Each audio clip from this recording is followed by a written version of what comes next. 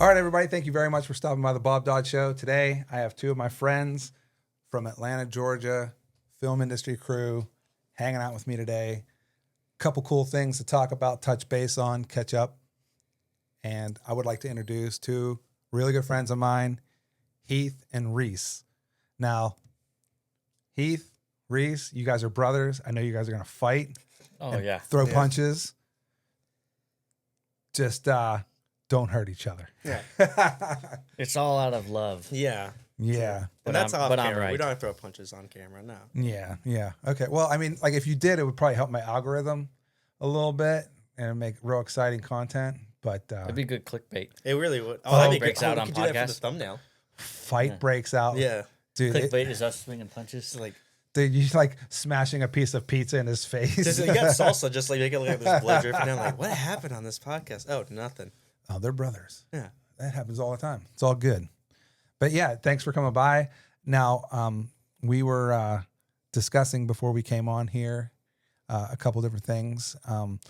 But Rees, you're up to some cool stuff. Heath, you're always up to some cool stuff. Oh, yeah, I get bored really easily. I know. And I want to touch base on both of that things. I'm glad to get you both in here. Now, you told me when I saw you last that you're thinking about writing a book. Did you start writing a book? Is it something you started or did... Yeah. I actually, because of all the downtime this year, I'm working on a Dungeons and Dragons like book, and I'm actually looking into how. So with Dungeons and Dragons, there's this thing called the DMs Guild, and Wizards of the Coast, the publishers of Dungeons and Dragons, they made this site where fans can make their own adventures, their own campaigns and whatnot. You can publish it on there. They'll get a portion of whatever you make, but you also get the revenue from it. So I'm actually looking into that, and I'm basically making my own D&D book to publish on there. Okay. It's a campaign, which would be pretty cool. Yeah, I thought that was super interesting because I've noticed on YouTube there are people that are publishing straight to Amazon, and they're taking their books, doing a little chapter at a time, Yeah. and putting it up for $1 on Amazon. Is that something you're trying to do, or this other publishing route? Is that just a little bit more? You get more money in your pocket, or do you know? Technically, I don't believe I can because it's Dungeons and Dragons. It's adapting several of their campaigns. Here, pull your face closer to that closer mic. there? Yeah, or pull the mic closer to you. Sorry, I should have put the arm on. I'm realizing that was a bad idea. Like 6 to 8 inches. Well, I'm Kinda just like a sweet spot. in that. Like, but okay. Fist. Do you do fist, not pointers? Okay. Yeah, I would do fist. And unfortunately, these mics are, they're not the Shure SM58s or the SB whatever. The one that all podcasts use. Yeah. Joe Rogan specials. Yeah. So I should do a Patreon or something like that, or I should sell merch. Kickstarter.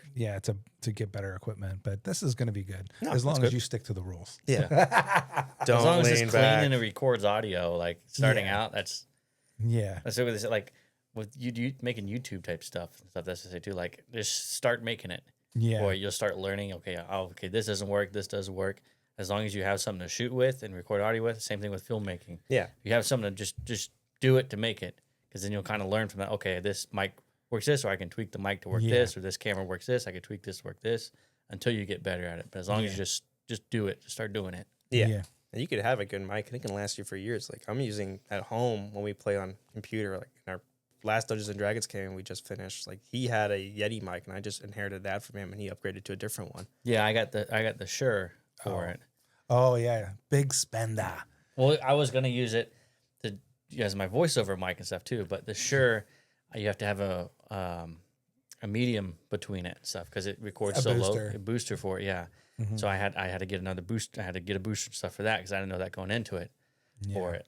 But I got Wave makes this Wavelink for it, which is a booster they use for their streaming type stuff. Yeah. Or like the Elgato, Elgato, not Elgato. Yeah. Elgato's, Yeah, it's their Elgato Wave and stuff, and it pairs with their Stream Deck and everything else for it. Yeah. Has the booster for it, and worked fine for now. But going into it, I probably would have done a different mic if I was going to use that for voiceover stuff as well. Yeah. I still want to bring you in with Jason for voiceover stuff. Ooh, yeah. Yeah.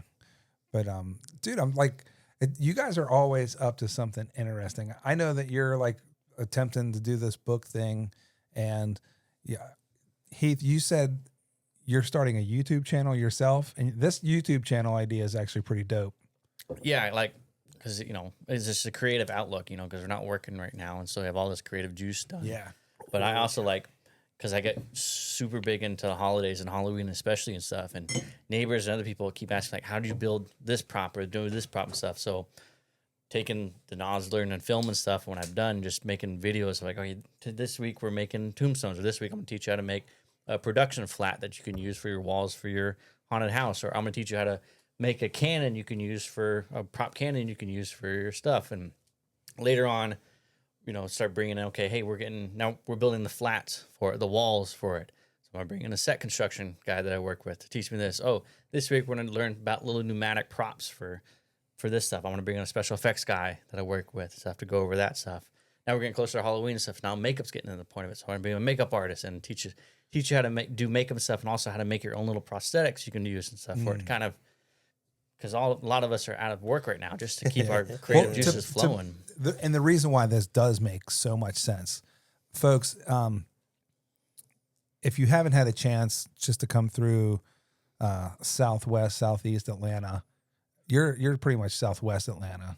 Yeah, South Fulton. Yeah, yeah, Fulton. If you go through there, people take Halloween decorating seriously down here in the South, and it's because of people like Heath. Heath makes a full blown horror fest out of his own house. I wouldn't say horror fest. It's not. I mean, You yes, are the talk of the county. Yeah, but it's not like a point. horror fest. Like Okay, my yeah, goal so- is to be gory and bloody and stuff. Yeah, No. yeah. Let me correct me then. What would you call that then? Like, because It's it's a haunted house. It's a haunted house. Yeah. It's a full blown real. It's a haunted production house. like almost not. It's like a small production quality haunted house, but like Yeah, like if you took like Halloween Horror Nights, or you know, or we have down here we have Netherworld and stuff. You took that and just scaled it down. What would that be at on someone's house essentially? Yeah. Well, is what I kind of do. there is a reason why to that though, because you also did work at when we lived in Washington State. You worked at the county fair, and they did a like Halloween attraction their there. fairgrounds did their haunted fairgrounds every year, and I worked there through high school and stuff. A year was one of their lead scare actors and stuff for it, and helped out with that sense and stuff. But also growing up and stuff, you know, our family got big into holidays as well. So Halloween, especially, like I stopped trick or treating when I was 8 for it because I was sick one year, so I couldn't go out, so I stayed home. And then my mom was like, "Do you just want to pass out candy for kids and stuff?" So I put like this zombie outfit on and laid in the front porch and stuff, like I was a dead body with a bowl in my lap. Kids would come up and I'd grab them, like scare them and stuff. And after that, it was done. I was like, I want to stay home and scare people. Wasn't that the same outfit too? Like we took a trip to SeaWorld, and didn't Yeah. you wear that same outfit? And he had a mask on. He would sit on the bench, and people would sit on the bench next to him, thinking he was a prop, and he would scare them. And he did it so often that the actual staff of SeaWorld came up and was like, "You have to take that mask off." Well, that even was, though everybody like, was getting Because scared by him. when I started doing when we lived in San Diego and stuff, and the San Diego SeaWorld is fantastic Halloween time. They have Yeah. a couple haunted houses and stuff. They have scare zones there. They did do it big and stuff. And then when we moved to Florida and stuff, we went to that SeaWorld, and their SeaWorld is more geared toward kids and stuff, so it's not so much scary and stuff. Kids can wear costumes during it. Adults can't wear costumes. I was like 14 at that time, so I wore the same zombie outfit for it and had the mask. And I was, like I said, I was just sitting. That was actually a good costume too. I didn't remember that was a I was pretty high literally quality just costume. sitting on a bench while they were off doing something else and stuff, and then patrons would come up and stuff and like sit next to me and take a picture and stuff, and like put an arm around them and they get scared and stuff. And there was a line forming of people like taking pictures because they Yeah. thought I worked there. And that's when an attendant came over and was like, "Hey, we don't allow masks in the park and stuff. You're gonna have to remove the mask and everything. Like you're scaring the little kids."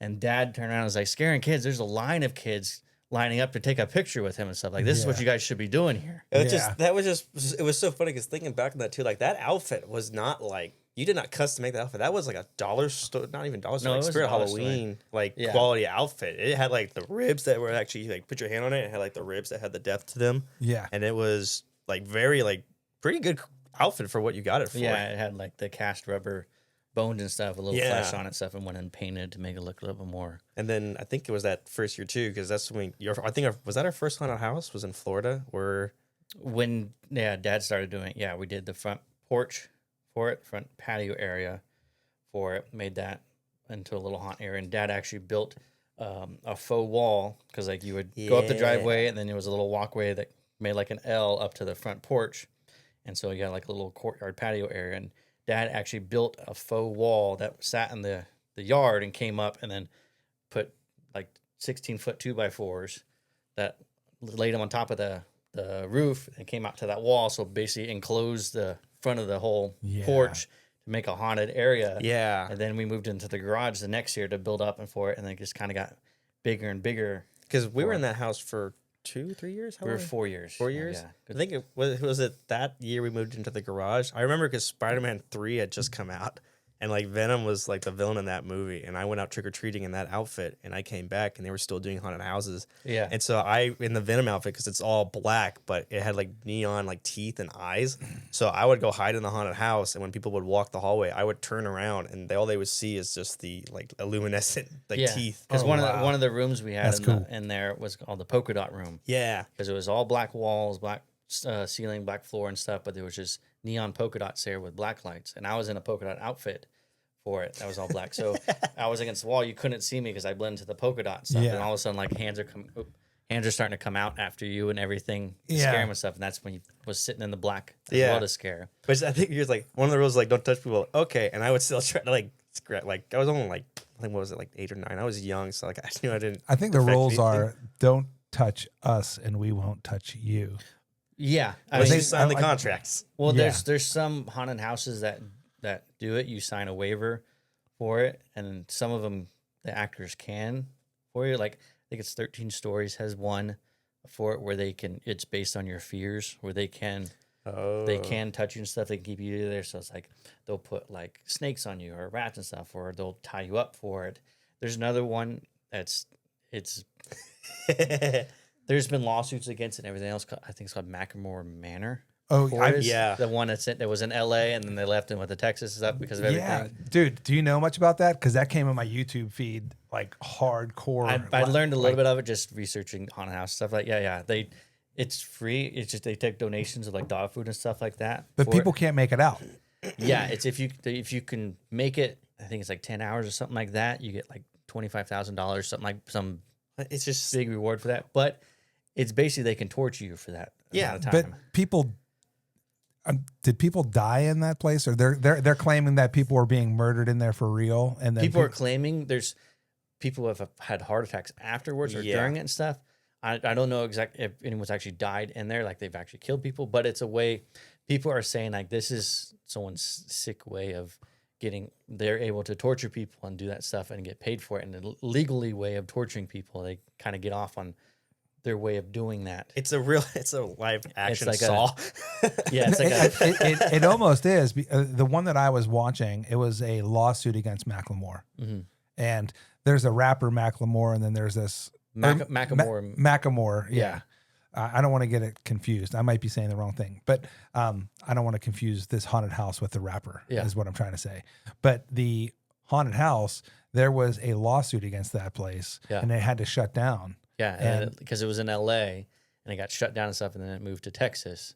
But it moved because someone was it not like someone was murdered?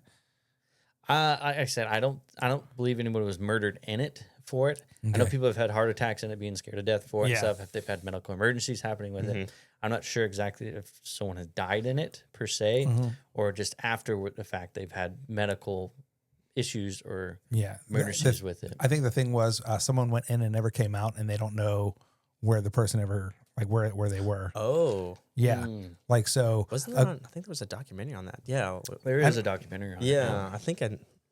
Hold on. See, this is like I need to get my HDMI cable because I think people should be able to see what we're thinking about.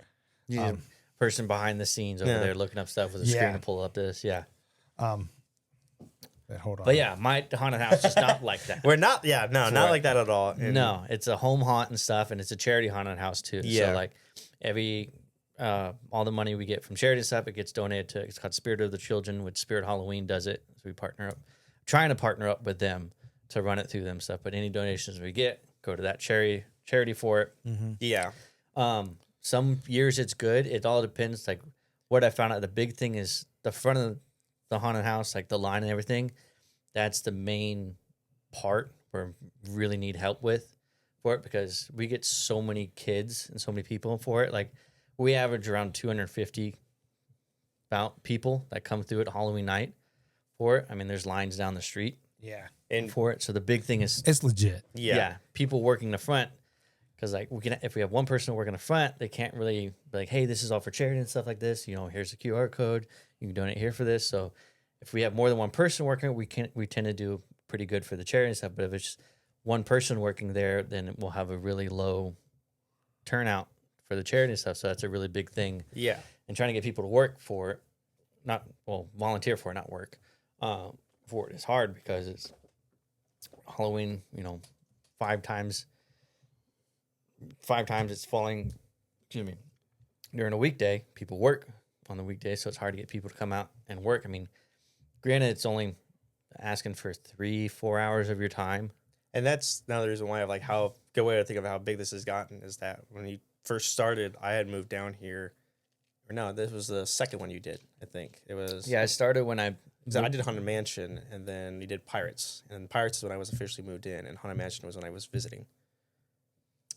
Yes. Yes. So then, and since then, we usually go lights off or lights on at what, 5 to 7 is lights on. That's when the sun's up. Yeah. For it, and from 7, now we're pushing it to 9:30, almost 10. Yeah. For it because it's gotten bigger and bigger. Is lights off, full scare, and Like we try and change the theme up each year for it. Like the first year, I started when I moved in. I bought my house for it. I want to do something big, and so I was like the carnival theme I did for it. So like this was inside my house. So like I built like this big clown facade that was Jack from Halloween Horror Nights. I built like it was like a 9-foot opening and stuff. I went over my whole door and stuff. It was his big face and stuff, and you would walk through it and then go through, and then there would black light and stuff with polka dot rooms and stuff that was in one of the room off to the left and stuff, and then you go down my hallway and stuff, and then there's a big, I took black visqueen, which is just black plastic, wrapped the floor and ceiling and walls and stuff, and made another polka dot room that went down the hallway and then exited out into the garage for it, and that was the small bit of it. And then it just kept expanding and getting bigger and bigger and bigger every year after that. And that was the only year too. You're like, I'm not gonna go inside my house anymore as well. Like your first one, you made them go in your house, and now everything after that has been in the garage, and then going to the backyard, and that has been always really cool because we change the layout every time as well. So people will come in from previous year, and it'll be different from what they would see this year. Mm-hmm. Considering also that it's a different theme, but the entire layout will be changed, and it'll be more interesting. And we got into like special effects as well. Like Pirates was a really fun one. We did. Because there's a Pirates, like it started out like you walk up the driveway and stuff, and I built like the front half of a ship for it, and there was a big crack in the bow of the ship. That's where you entered the front of the garage, was the front of the ship, and then inside the garage is actually the belly of the ship, and then you exit out of the garage stuff and leading to the backyard, which is all fenced off with a wall. For it was like the rigging and stuff, so you're going underneath the mast that I have there, and then you go through the fence of the backyard, and you go over a bridge and stuff. Now you're in Tortuga. For it, we had the fire pit going stuff, and then you go over and there was a blacksmith area, and he had it's a spark stick we have. It's basically you take a rod and stuff, and you have a positive hooked up to the rod, and then you have the end of the another rod that you run the rod on that has the negative hooked up to it. So when you do it, it basically arcs and makes a spark across it. That's He basically awesome. was running across that, and sparks would fly everywhere. which was really awesome because the following year, or no, was it that year? No, it was the following year. We did slashers for that one. So Freddy Krueger. No, that wasn't. We didn't do slashers the year. No, it after. was because then after that, this year or last year we did Biohazard. No. We did a carnival again. That's right, we did After Carnival. that. But so we took the spark rod, and did that. Only now I dressed up as Freddy Krueger, and I had it on my hand with the claws. And it's actually funny because when you look back, and this is all on his YouTube channel as well. You can see all the different how else we do. It's funny because you can also see the progression of how your house has changed. Yeah. Like you can see now there's a backyard patio. Oh, now the fence is built up. Oh, now this is here now too. Yeah. Well, that's what, like, whenever I'll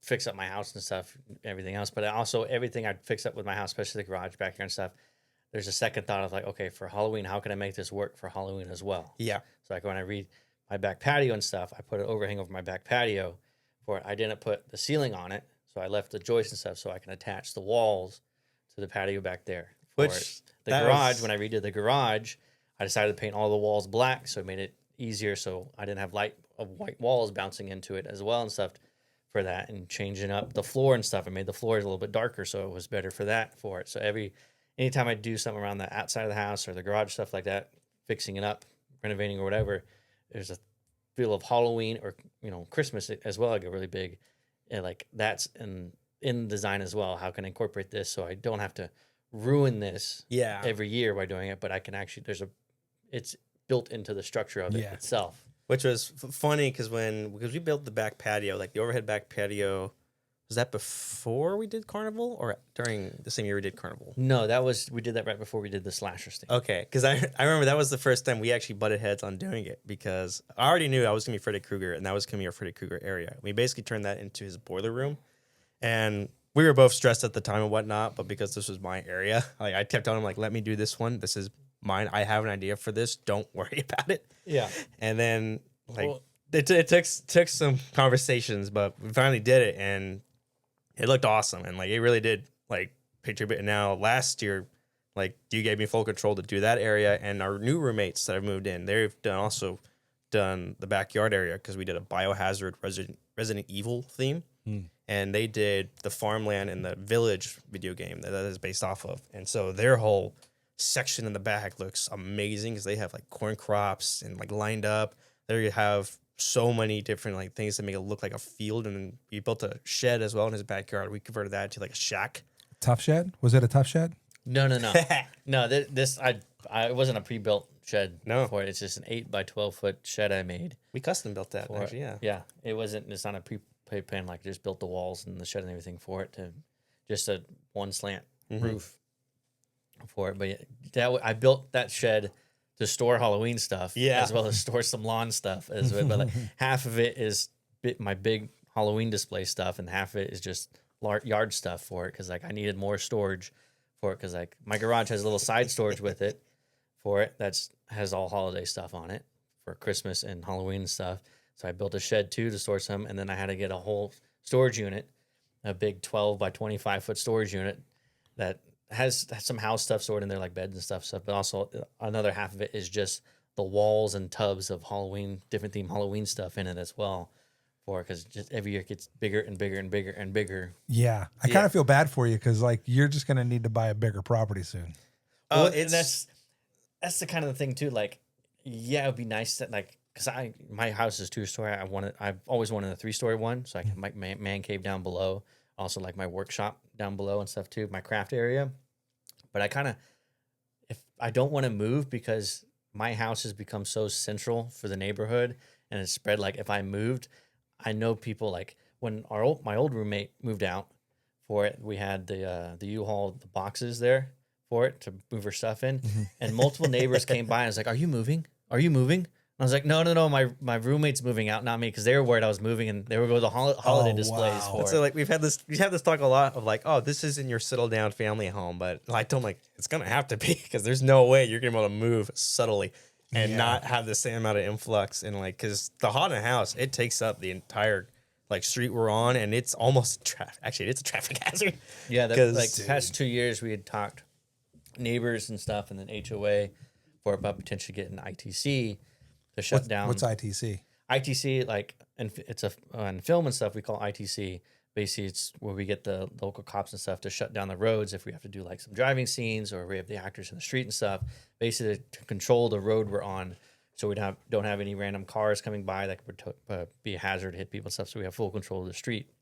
So we were going to do ITC for the street, which is just 2 houses long between one street and another street, my street.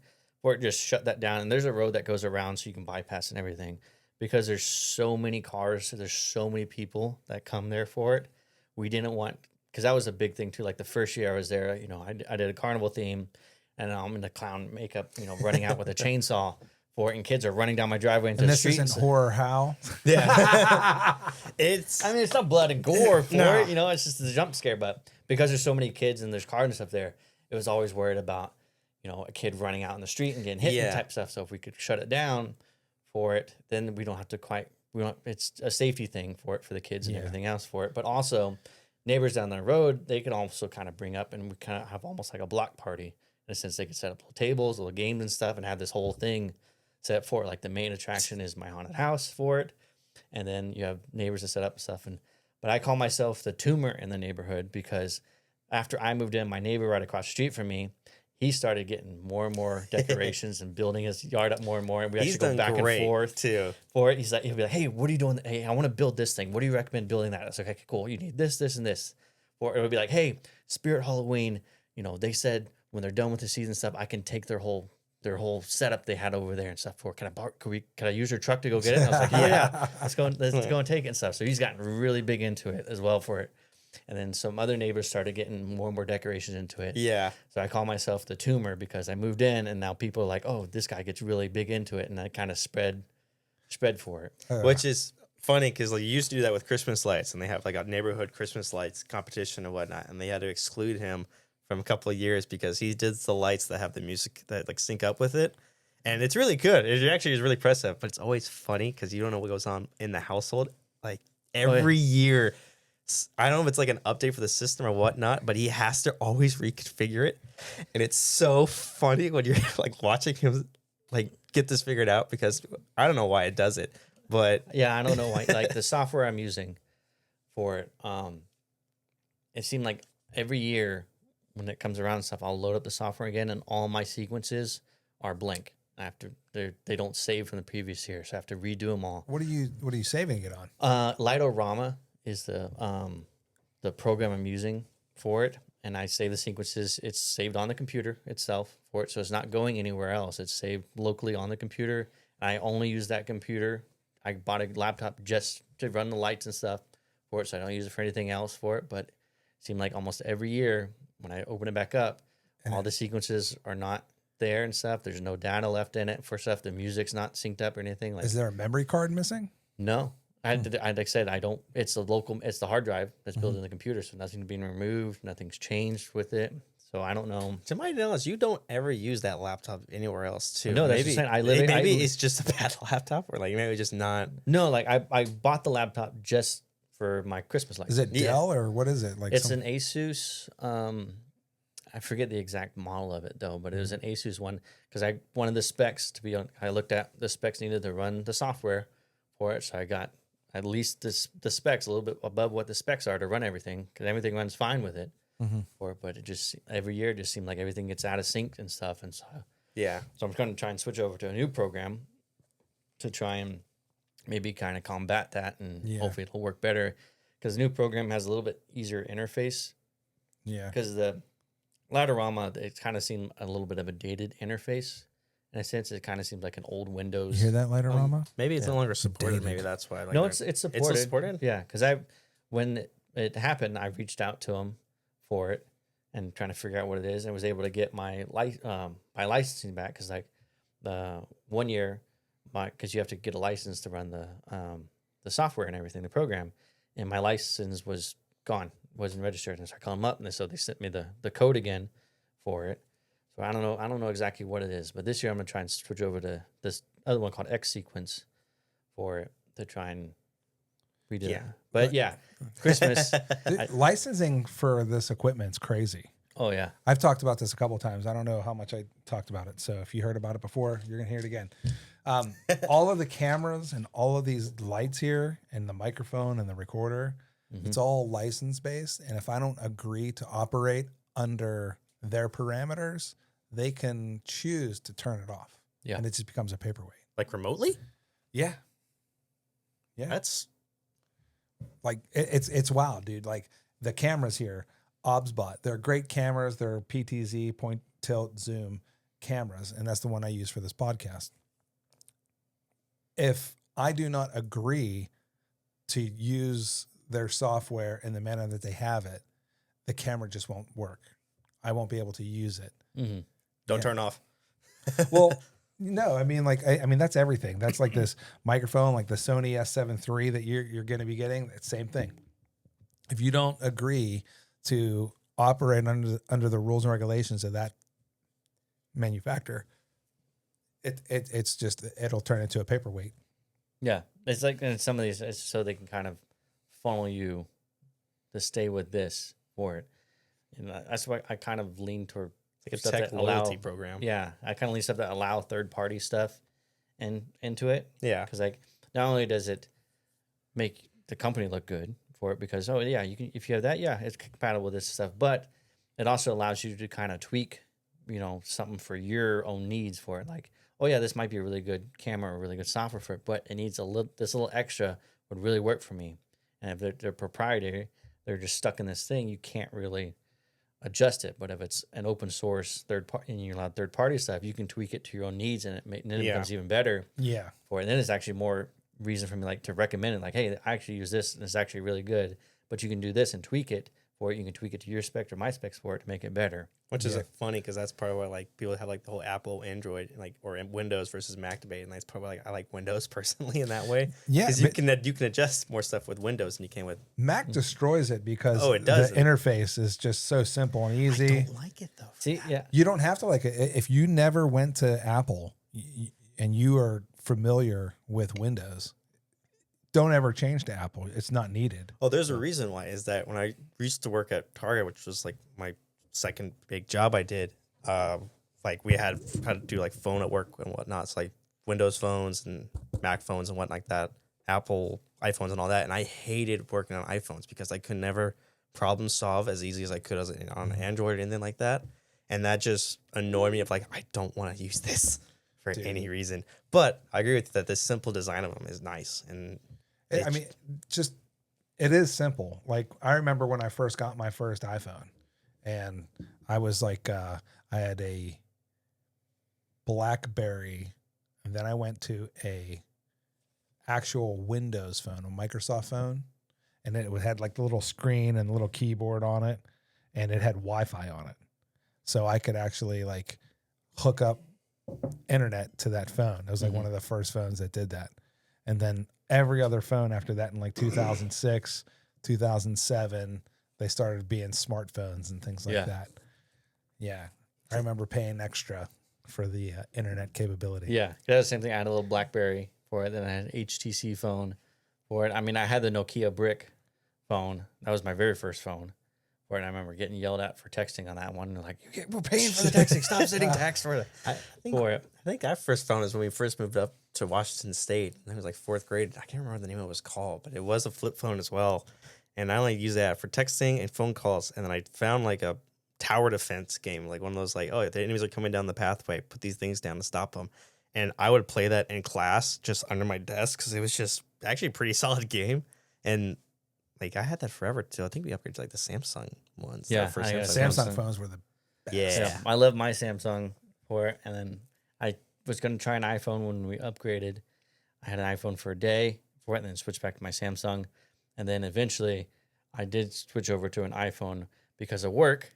Listen, guys, there's a thing called guilt trip. There is peer pressure. Yeah, because like iPhone, the group chat, everyone's on a group chat, and I was on my Samsung Android, so I wasn't part of the group chat, which was nice because I wasn't getting blown up all the time. Yeah, for that's ironic considering like we're just in family group chats and we'll talk to each other and you're like, shut up, just stop talking. Like for you me, can mute the conversation. You don't have. That's why I don't respond.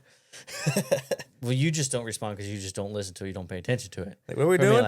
like I'll look at the but generally because like I'm always He'll get notes in the conversation at work. Yeah, but like because I'm generally always doing something for it, or I'm listening to music through my phone and stuff, and when you get a notification and stuff, it'll pause the music or pause this and stuff. Especially if it's a group chat, if I'm doing something and just ping, ping, ping, ping, ping, ping, ping, ping. I'm like, God, stop! Like I'm just trying to listen to this. I'll answer it later for it. Like that's what I get really annoyed when people reply when there's multiple replies to a message. Then I'm like, oh my God. You could also just mute it for like 10 minutes. Like I'm gonna mute this conversation for 10 minutes, do my thing, and then I'll check in. So I don't even know how you do that.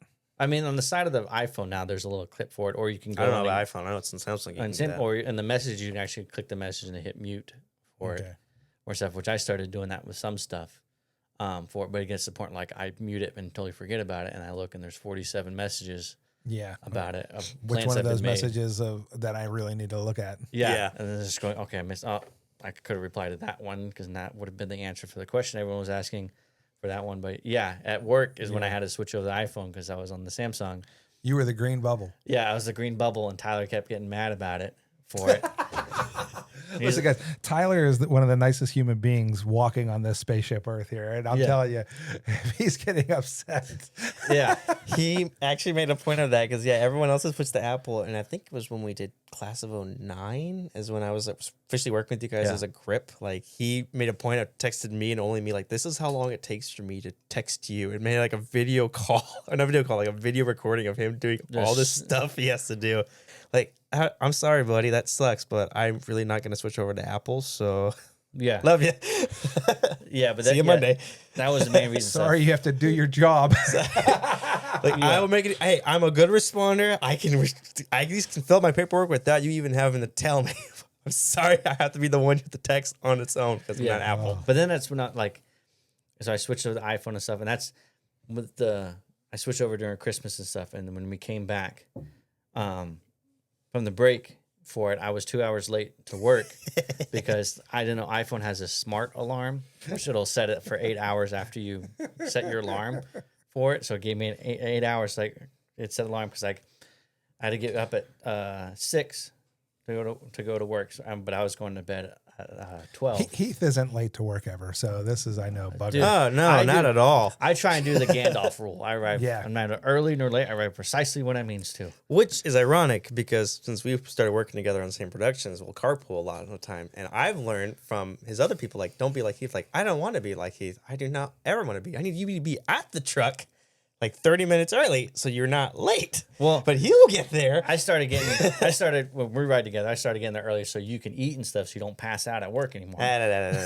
Oh, wait. Do you know that story? No, dude. Tell me the story. So this was on a movie, I think the last movie we did, Neighbors, last year.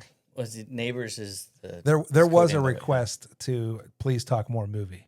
Oh, yeah. good. Yeah, so That's dude, a if good this one is- then, yeah. Yeah. So the Spit code name it. was Neighbors, but Flowerville Street. Yeah, you can find it on IMDb. Which we're not going to talk about that much because this is not out yet. It's not out yet, but it's on IMDb. It's already. It does, yeah. Even though it's on IMDb, you sign NDA, so you can't talk about plots or anything. Yeah, like not that. plot, but like there's Just- a summary. Yeah. You can talk about you passing out though. I will Yeah, talk about that. Yeah. I'm just letting you So, know. Part of you the know, thing is that like We signed the NDAs. so we don't take long to get up and go. Like we can get out of the door in like 5 minutes, which is amazing for most people. And so we got up to go to work, and like he already had. Wait, you had this one eat that morning? No, you don't work. You don't have to push anything. So you didn't eat anything because you have to worry about that. I didn't eat anything. He pushes all of Mark's shit Eh. and all of the A Dolly and all of the B But Dolly shit. I've never been a big breakfast dude. Like I can get up, I have a little bit of coffee, and keep going and stuff. When my body wakes up more, then I start eating. But I get full so quickly during breakfast. I'm like, and then I feel bad. I was like, I just and you don't pass out ever, no. but you do. I've conditioned myself. He'll for ram it. his head into a my door. Oh my gosh. My You can head still is. see the mark probably right there. Oh, gosh. well, there's that mark and this mark. I have. Oh, yeah, a you got two. Super hard head though. Like Dude, we know he has a hard head. I know. What happened? So tell me what No, I'm happened. trying to pivot to him now. No. Finish your story. So Start we your got- story. We got there. I hadn't eaten anything in the morning, which that was probably what it was. I just hadn't eaten anything. So we got to work on the dot because Heath doesn't go early. At the set, we arrive, pull in, or we get dropped off. We go to the work truck. We got to unload all our stuff. And the hill, we have to push our stuff up because we're pushing, how much weight on average would you say? I mean, you get some heavy carts in there, especially a sandbag cart. If you have, you have 15, 25-pound bags in that thing, you're Yeah, and there's like Pushing up 30 quite a bit of weight. or like 15 of them in there. It's a lot of weight. And Yeah. the and slope we were pushing up. pretty good incline of a driveway. Yeah, so we were pushing a couple of stuff up there, and like I hadn't eaten anything, so I was basically going on no fuel, and I managed to push up like at least 3 carts by then, and one of them was the sand. I think that was the last one was the sandbag cart. So we pushed it up this hill. I go back down to the truck to like grab the next thing, and our buddy Ben is on there. He's loading up what's called an apple box cart, which is I don't know what would you describe an apple box? If you look as? behind over there, and that's an There you apple go. Yeah, box. that's It's an apple basically box. just different size boxes to raise people up. Yeah. Or we also call it a Tom Cruise box. So like he's Or getting ready to bring raise that people down. up and raise things up. He's getting ready to bring that down on the truck, and so I'm there to catch it from him, so make sure someone has a hand on the bottom. And I put my head down on like the truck bed, just like lean because it's cold metal and it was a hot day. And next thing I know, I'm on my back, and like him and Ben and a couple people like standing over me. And so I guess because I had not eaten, I passed out. And when I passed out, my like neck slammed to the truck bed. You can actually still see the mark, I think. Oh yeah. Busted open his Yeah, chin. there's a scar there. Yeah. Which is great because that was right there, so it doesn't ruin anything else. War story.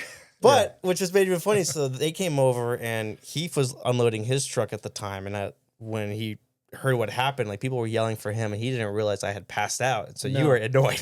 I thought that because Wow. I was at that time I was swinging between gripping and dollying on that show for it.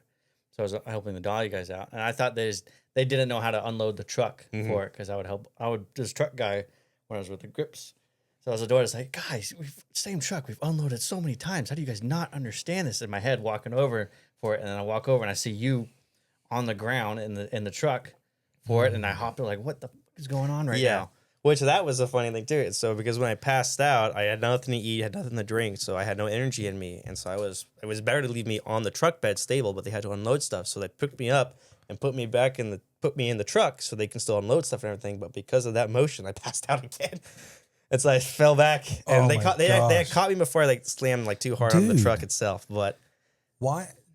Yeah, I just learned like that's why it's important to eat and drink, and especially on a hot day like that. It's knowing your limits to not overexert yourself. Yeah, because I mean, you've passed that before. Like if you go and work out and stuff, you did a workout in the morning. That was not before that. No, that was after it. Yeah, but I'm saying you've passed out. Yeah, before. I've done stupid things like that. Like I probably should actually be more. It's overextension. Learning your limits for it to not overextend yourself. And work like the biggest thing is know your limits. It's a film. Yeah, don't kill yourself over this. Or if you need to sit down, stuff like that. Regardless of what people say, safety comes first and your health comes first. Yeah. What were you like, dude? Like when you saw that? Oh, I immediately jumped in the truck and was hovering over him. He like shoved like friends out of the way, like friends full brother, like get out of the way. Right, get out of the way, like trying to get his attention and stuff for it, making sure it wasn't hot and everything. That's with the medic and stuff, like full on, like it's medic. Did they give you an IV? They gave us some liquid IVs for him. Yeah, and the medic, she was amazing for that. Like she did a great job. Some cool packs. We took his shirt off and stuff to get the heat out of it and stuff. Some cool packs on him. She took your blood pressure and stuff like that, and making sure everything was okay.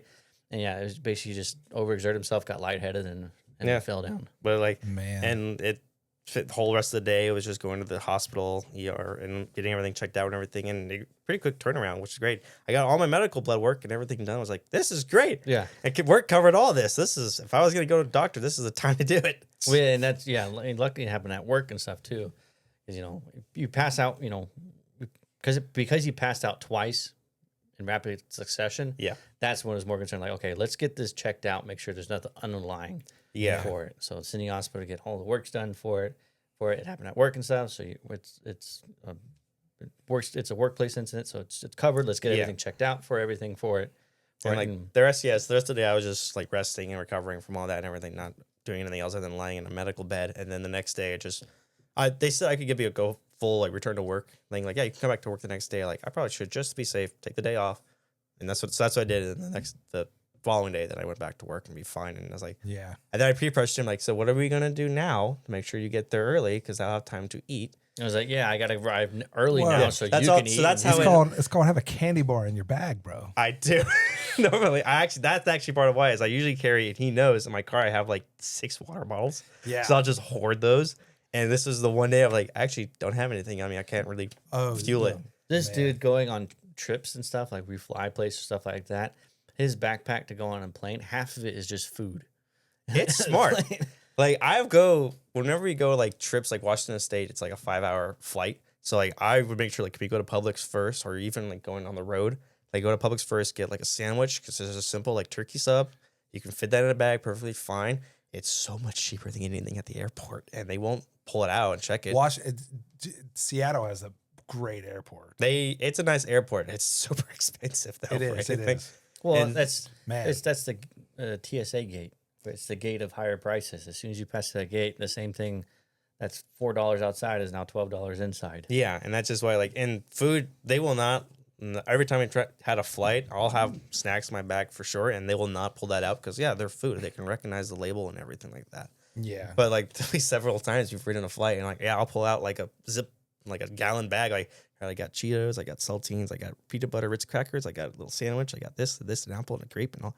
Just full on meal that's way better than what they're serving. And a couple of times I've shared you with stuff like, you want this? Like, yeah, I'll have some of that. Like, yeah, but I mean, most of the time when flying and stuff, I'm sleeping. Like, yeah, you are. I was like, no, You're a napper. I'm napping. I'm going to sleep. That's a talent you have. You have a talent to fall asleep anywhere. Oh, dude. Which he gets from our dad, I would say, considering he can stand up and fall asleep. My dad calls it power saving mode. If we're not doing anything, we're not active for 5 minutes, we go into power saving mode and we're just time to sleep. No, I've fallen asleep on ladders. I've fallen asleep on everything. Like I could. It's a blessing and a curse. Yeah. Not while he's working. Oh, dude. I do know. I've messed up a shot or two on Dolly from like, if we're doing a long sit, talking head type thing, sitting and stuff. And then all of a sudden they do a stand up in it for it. So I'm sitting there on the knob, ready watching and stuff and waiting and stuff. And I'm just sitting waiting. And then because nothing's happening for a minute while they're doing their dialogue. And then I'll wake up and then try and do the move. I know the last thing we did, which was the vampire show. You know which one I'm talking about with that. Like that was almost all overnights on that show for like three months. And this was during October, November, December. So this was actually during Halloween, and he was super stressed about the haunted house for all that as well. And I had not been working as much as Sims. So I was trying to reassure him, like, just like get the walls put up. I'll handle everything else. And for the most part, I did, and it turned out pretty cool.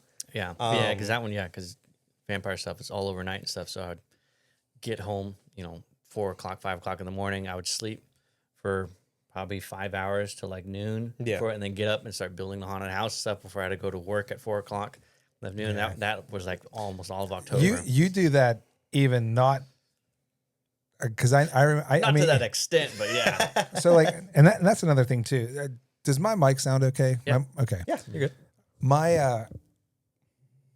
So I want to tell everybody that's listening too, like kind of one of the drawbacks of being a dolly grip is you are on all the time. You don't get your pee break unless it's a necessity, like can't hold it. So you were there on set all the time, the whole 13 hours to 16 hours, you were behind that camera waiting because even during lunchtime, sometimes you guys have to work through lunch and you're just stuck behind that dolly because that cameraman is filming and working on something. So you don't get that luxury of stepping away. I mean, maybe on B cam you do. That's why I enjoy doing B cam. But I love doing any camera really for it, making the shot and stuff. But that is one of the kind of the beauty things of doing B cam or C cam is you get that you can step away for a moment. Oh, my camera's down, so I'm going to go to craft here. I'm going to go and hang out for a little bit. And that's why me and Mark work so well together because we're able to bounce back and forth for it. Like he'll be A on the show and stuff, but then he'll step back and I'll bump on A and cover him stuff, and he'll go to B and stuff. Usually our operators are cool with each other. We're cool with each other. So like we've swapped back and forth like seamlessly between shots and everything else for it, and for it to give each other breaks or whatnot for it. But yeah. So think about being at your job for 14 hours, literal 14 hours. Yeah. And taking an hour and a half to drive there, and then you have to drive an hour and a half home. Being something where you can't move. That's the only drawback about the dolly gig. Well, not even just dolly, and I think that'd be good. So how I got started with being like production assistant, and then COVID production assistant as well during Ozark, because when I came on the final season, and that's where I met you, and obviously know you. Yeah, you're welcome for that. You guys met on Ozark? Yeah, you're my brother. Well, weird. Little nepotism. Obviously, but that's how the industry and most creative avenues work. But like, no, but you were a good pull because number one, you worked your ass off. Oh yeah, and like, and that he knew that. I think also right from out the gate because I already worked for other stuff as well. And production assistant was a day playing job, so only call in when I need to be worked and whatnot. And then the COVID issue that was happening, they had a whole department that they needed to be filled, and that's how I got on for full time. But I had like 15, 16-hour days sometimes because I had to be there before you guys got there and after you left too. Yeah, because that's the PAs people give them shit and stuff for it, but they're there before us. Yeah, a lot of times they're after us, and sometimes they're getting peeled for it. They may not be as physical involving as some of the other departments and stuff in a sense stuff, but they're there for a long time for it, and they're the mental anguish. Mental anguish for that one. The least paid out of us and stuff too, and the way they deal with stuff dude. And now I remember a story with you when we were on. What did I do? I think it was Tales of the No, it's Tales of the Walking Dead. Might have been Yeah. Ozark. We had a bus, and I remember it was a late night. Oh my gosh, And that was a we long had- night. That was a yeah. 16-hour day. That was a day. 16-hour day, and it was one night, and we were doing COVID checking for people, and we had one guy who I think it was a false positive. I think is what it was. I know what you're talking about. You remember that one? When there was a 50 passenger bus for one Yeah. person, and we were waiting on vans that only allowed 3 or 4 people in at a time. Yep. Yeah, and Jack Roach, I'm sorry, buddy. I think I screamed at you or Pickles. You were like, why are they fucking letting these guys take one bus for one dude? Yeah, I was like, we all got because so for starters, Ozark was a great show. The team there was awesome. We did work a late night, and it was getting later and later because every bus that got people in, it would be a 15 passenger bus, but due to the rules and regulations that we had to follow, only 4 people were allowed on that 15 passenger bus. And then we had a 50 passenger bus, which I believe 12 people were allowed on. And there was one person not vaccinated.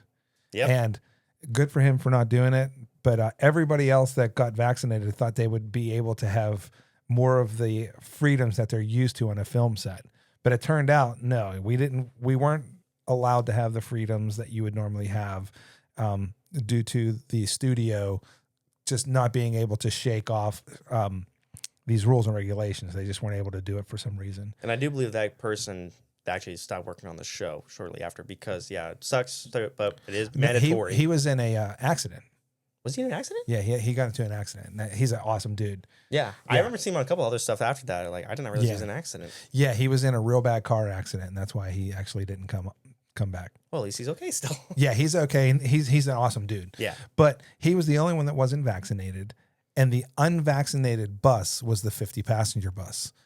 And we had 30 people waiting to go to the parking lot. Lines of people. And I saw the one dude get on the bus, and I was like, let's switch it. Give him the 15 passenger bus and let 12 people get on that 50 passenger bus.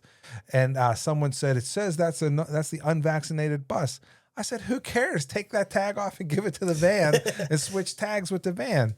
And I remember, I think I yelled at somebody. I don't think, who was it? I don't remember who you yelled at. I just remember, because we hadn't interacted with each other enough. At this point, I was like, that guy's scary. Oh, man. That guy's scary. No, I'm sorry if I scared you. Which is ironic, considering after we finished Ozark, the next show you and I worked on was Tales of the Walking Dead. Mm-hmm. And that was your transpo job, and your office was right in front of ours. So that's how we became best friends after. Like, dude, I'm sorry, dude. You were a good hang. I know that. I remember I freaked out because on that one with the COVID people, they were real rough on my nose. And they made my nose bleed. And I was like, you're not doing this to me again. No, I'm doing it. And I was like, I can do it myself. And finally they switched out the people that were being real rough. But if you ever get which that's what the nice thing about Walking Dead is that majority of the people on there is like, we were familiar with Ozark, and then me and David, who was the key at the time of that, like me and him hired on everybody on that team pretty much, which was awesome. Yeah. And I remember if you ever had an 8-9 inch Q-tip stuck 8-9 inches into your nose and someone jab you and you bleed because of it, it hurts real bad. And you flip out afterwards. It makes a difference considering that you were just going in there to do that for 10 minutes and you're getting like a full day's worth of money. Yeah. Which is like, makes such, oh God, I miss those days so much right now. It'll come back around again. There's more variants to come out. I mean, dude, like Chinese a pandemic fungi kicked out the last guy, so maybe it kick out him again.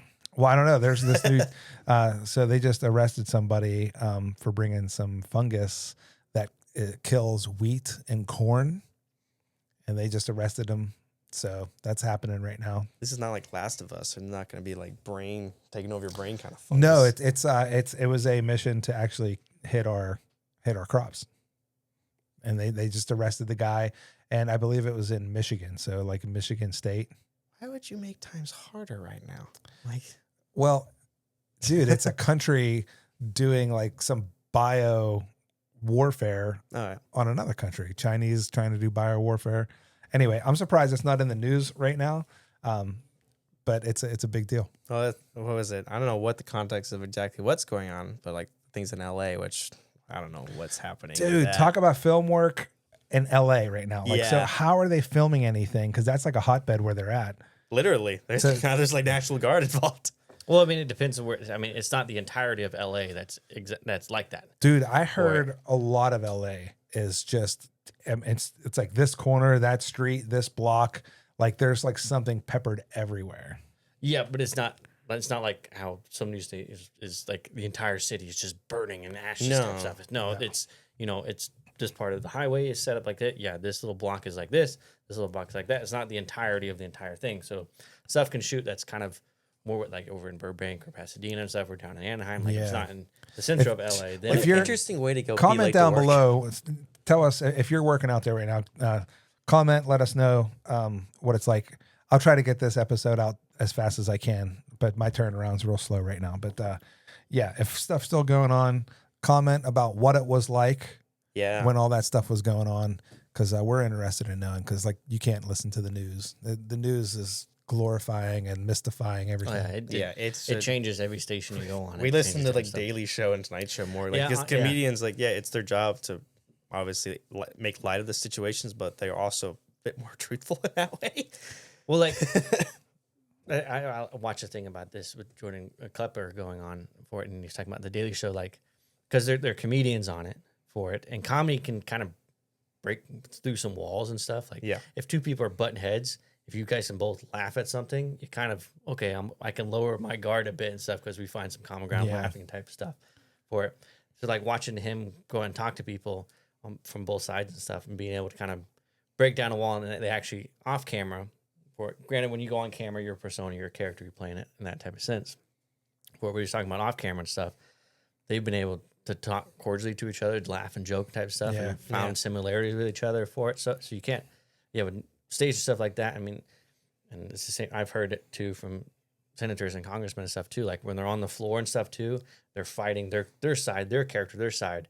But when they're not on the floor and everything like that, they're able to talk and joke to each other and share similarities to each other. So it's a lot of it is an act. It's a showman to thing. get clicks, to get followers, to your that type of thing. So I don't know. It's hard to listening to judge Gavin things. Newsom and listen to Karen Bass. Like they're sitting there stewing in a soup that they made, and they're trying to pawn it off as if like an administration did it. Because if you look into why the riot started, if you look at the root foundation, it's just because people thought one thing was happening. The ICE agents were going into a building that had known tax evasion, and this is one of the things that ICE deals with. They had like money going to cartels and tax evasion, and that's why they were going in there. And they also had human trafficked workers that were never allowed to leave the building in there. And this is all intel that they have proof of, that they're showing, like, this is why we were going in, and they're throwing a riot over this. Mm-hmm. So people are rioting because they think they're just trying to deport illegal aliens. But and the main thing of it is, no, they have a corporation that did tax evasion, that had money funneling through a cartel, that they were able to see all the wire, and they saved like 15 people that were actually being trafficked in there and having to work off their crimes that were not allowed to leave. Mm-hmm. But you're not going to see that on major news networks because it doesn't fit Why do you the think narrative. that is? Because it doesn't fit the narrative. Yeah. For it. Spectrum 'Cause narratives or what. Granted, sell more. ICE has been taking people without due process or giving them rights or that type of stuff for it. And then some of the agents you look at and stuff, like if you're a real agent, like wearing sneakers and this stuff, like it seems like they were brought on without actually being either a law officer or training or that type of stuff. They volunteered to come join this organization for it. But I don't want to get too political in this whole thing. Well, I don't think talking that way is necessarily political. It's an observation that you're seeing someone wearing an ice vest, wearing casual clothes and sneakers or something like that. So you have questions about it. That's like totally legit. Like, yeah. And then Yeah. being masked all the time Yeah. for the whole thing. Like you're if you're a federal agent or your company, everything now, you're supposed to identify yourself for it. So why are you being masked and everything else? That's not true. Most officers, like especially Border Patrol and agents like FBI agents and things like that, there's a huge thing. It's like a doxing of Border Patrol agents, ICE agents, and different ATF agents and FBI agents are being doxed, giving their information out there in the world. And I think that is the reason why they're trying to hide the identity, because they're trying to work and do things that a lot of people don't agree with, or maybe understand why they're doing it. And they just have this, I feel this way belief, and they don't necessarily see the legality of the things. But I know this for a fact because I had a friend who was a Border Patrol agent, and he was not allowed to leave. And this is in New Mexico. He was not allowed to leave the station wearing his uniform, and he was not allowed to use a police car to go to his house. And he was also tasked with having to watch his back because the cartel knew all of the agents that worked in the area, and they were trying to pick them off one by one. Mm-hmm. Well, you have people doxing people here in the United States for the same reasons to ICE, to the FBI, to the ATF. And I don't agree with a lot of the things that the ATF does, because I feel like there's things that all of these agencies do that I could be like, that's questionable, you know? But the fact of the matter is people are getting information through breaking into the security and saying, hey, Jim Smith lives at Railroad Way. He's the one who, arrested, Mexican number one and, totally took the daughters and everything else and split them up. So people will get basically tasked to go mess with that guy. Mm-hmm. See, I understand that aspect of it. So that's why they cover up. With those aspects of it and stuff, if you're Border Patrol, you're on the border and stuff where you're close to that comment. If you're FBI, if you're dealing with stuff in the closer proximity. But like with the ICE agents being covered up and stuff, a lot of the stuff that are done, and you've seen videos of everything where it's questionable, their methods of doing this stuff, force it without, whether it's due process stuff or the way they go about of detaining someone for it, tracking them out and stuff. Like a lot of this stuff is questionable and stuff like that for it. Mm-hmm. And that sense of it, that's when we start questioning, why are you covering yourself up? If you're doing something lawful, if you're doing something that's with all the code and everything else for it, you shouldn't be as worried about who you are, in a sense, for it, because no, this is the process. I'm following all this process. But if you're doing something that's not quite with the process, and this covering your face up so you don't get punished for that, or that's why I'm questioning this. I'm like, if you're, like I said, if you're doing something that's for the law, you're following the process, everything like that, I wouldn't be worried if I was doing that, processing everything about someone seeing what it was. But what if you were an agent and the intel that you received was, Mark 1 was like the kingpin of a block organization, and Mark 2 and 3 were basically they're not willing, and there was a operation where Mark 2 and 3 would have to go sell drugs and do something bad because the cartel has their family back in Mexico saying like, hey, look, you better go run these drugs. You owe us this money. We got you in America. There was a $50,000 bid and you only paid $3,000 of it. So you either got to go have sex to pay it back, run drugs to pay it back, or things like that. And then you have that agent that gets that intel and says, hey, we're going to get Mark 1 and we're going to arrest Mark 2 and 3. When they go bust in and get the intel, and then they have to circumvent without having, people know about it, because you don't want to in any way risk the officer's life for like an ambush, which is happening a lot right now, especially with like SWATs and stuff like that. That's happening, or swattings or whatever that they're doing. Mm-hmm. And so when they actually go attempt to go get their mark, you know, that's why they're having masked up, because with the geotagging now that everyone's doing and like seeing images and people breaking into databases, it's so easy nowadays for people to find out who people are. So So you're talking about one of the extreme. If you're going for a mark that's working for the cartel or this type of stuff, that I understand, because that's leading to a criminal organization, this type of stuff. But why are you wearing a mask, the same mask to go and arrest Jose from the Home Depot parking lot? The guy who's literally doesn't have ties or anything. He's outside of Home Depot just trying to get a regular job. Why are you wearing the same mask, same protection to go do that guy? I understand the wearing the mask stuff, or your mark has ties to the cartel or drug or trafficking, that type of stuff. That is more of a serious thing, a reason to consider yourself, because there are implications after that where it's a more serious, high profile, extreme of it. are there any illegal things that you think should just be, like, for instance, like what crime would designate it severe enough in order to cause an arrest? Like, at what point do you say, okay, Jose is arrestable for anything with children?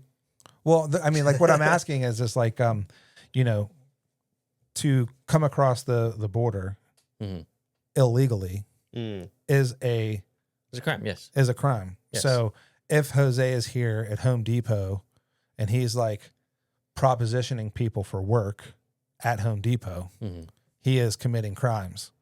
They're not severe. They're not like horrible. And, you know, poor Jose is just trying to live his life. Yeah. Right. So at what point does that line have to be crossed until it's like, okay, well, if we're letting Jose do it, or if we're letting another person do it, at what point is enough? Or what point do you say, okay, it is understandable? Because if you allow Jose to come over, that means you're going to allow anybody to come over. And if you don't prosecute Jose for coming over and breaking the law, that means you're being selective. Well, I'm not saying not prosecuting. Yeah. You prosecute, do the due process to whoever. If you arrest somebody and saying, if you come over illegally for it, if you don't give them the due process, you don't know exactly what they're coming over for. You don't know their intentions for it. If they're actually trying to get a citizenship, like you know how hard it is just to get a regular job for and stuff for them. But you know, we've had to do side gigs and stuff under the table for it just to get a little extra money and stuff to it for them, possibly doing the same thing until get a normal job doing the side thing here for it. They may have no ill intentions or anything like that. They just want to have a better life for themselves. So having the due process, going through, if you arrest them, giving them a due process, questioning, like, hey, you know you're doing this illegally for this stuff up. You came over illegally and stuff. Like, do you plan on becoming a citizenship here for it? What is your process of doing this? Are you planning this? And then doing that by the system. But just detaining them and sending them off to the detention center with no due process or anything like that stuff, then it's like you're not. Yeah, and I'm not too hip on all the actual things that happen, but I mean, from what I'm seeing, I feel like that if the news that I see on mainstream media, they are really biased. Oh yeah, and there's a lot of people aren't speaking about the realities of like when someone comes across how it affects certain things. And there are YouTubers that are risking their life, like walking through the river with migrants, saying like, why are you coming over? And trying to get a story that way.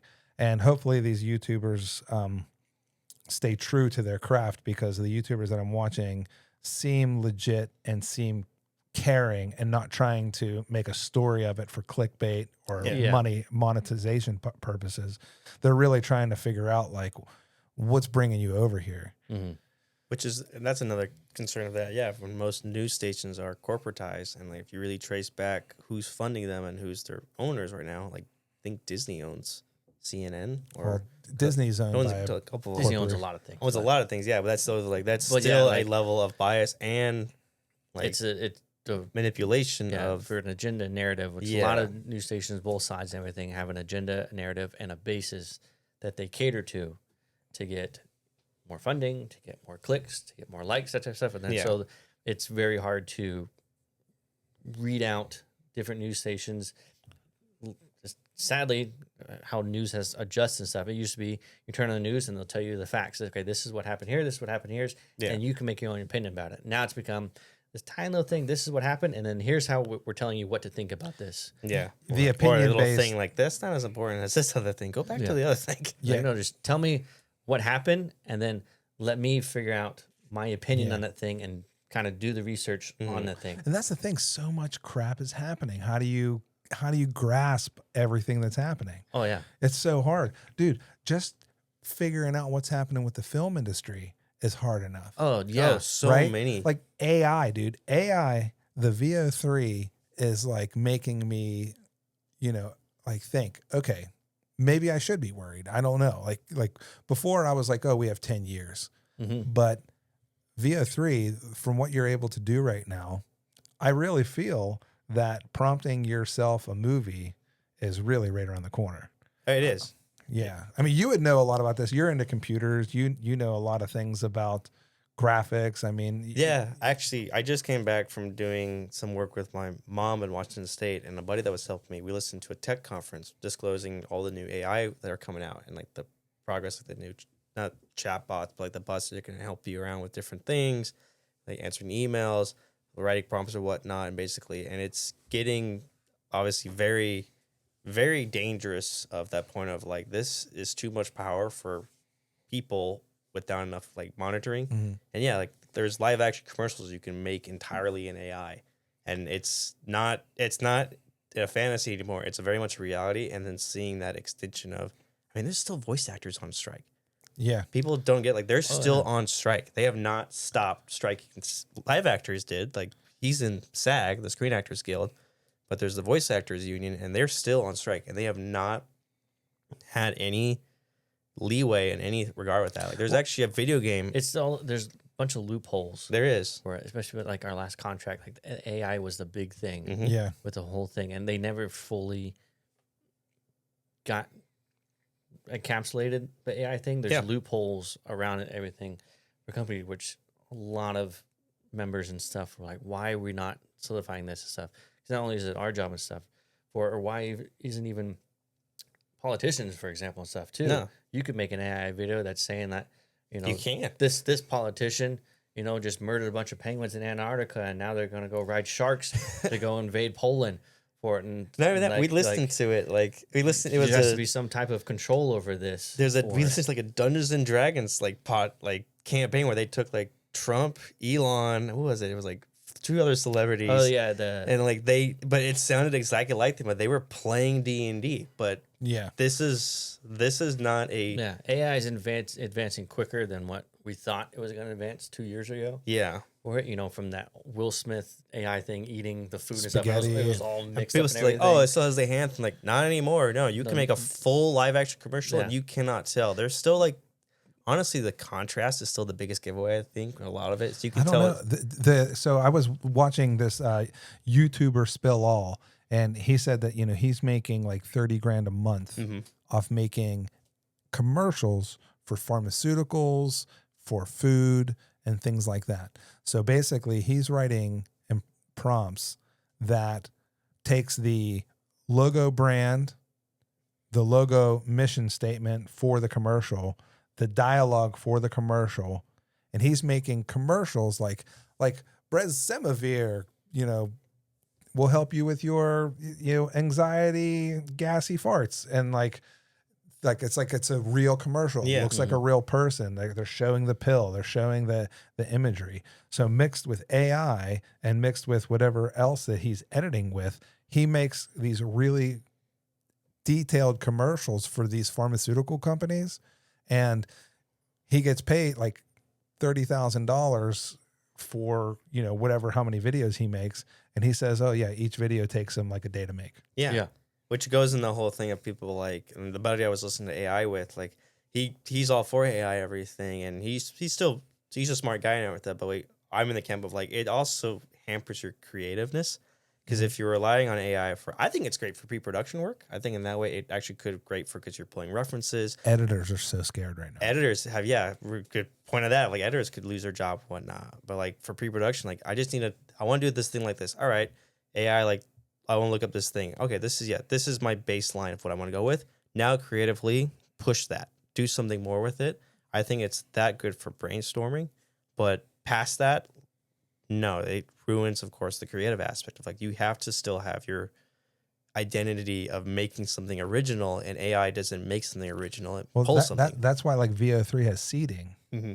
So you take an image of what you want your character to look like, and VO3 will create your character with your likeness and your voice, and add audio and visuals to a segment. I guess is how long as you prompt it, it'll make it. I'm not sure how long the longest prompt is, but I think the longest one that I watched was like 30 seconds. Yeah, but now they have your likeness and your voice. Yeah, and that's just it. When they can use it however they want. That was the big with the contracts and stuff with SAG and stuff, voiceover and everything else with it and stuff is are using our likeness and our voice and stuff. If I give my voice to this AI program for it, now they could do commercials, they can do voiceover stuff with that with my voice and stuff like that. And I don't have to I'm not using my voice at all for it. Yeah. So why they don't? And you're not getting a portion of any of that. Well, that was another thing too. Like, so they don't need to hire me personally. They can just use the AI voice and stuff for it.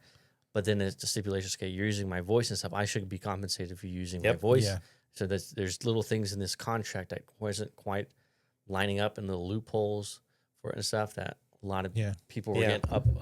Sorry. Yeah, same thing with the streaming. Yeah, they didn't know how to handle royalties for streaming, so they didn't give royalties for streaming. They gave a higher end kick up in the front, and then because I remember, I still get residuals. You get a from good Ozark residual for Ozark, but it's not based like it was in broadcasting. No, which was every time it was air, it would give a little bit of stuff. It's based. I can't remember exactly how it's based on stuff, but it's based on a certain percentage of streaming. It's a subscriptions, Mr. Streaming number. It's not nearly as much as it was in broadcast days. Yeah.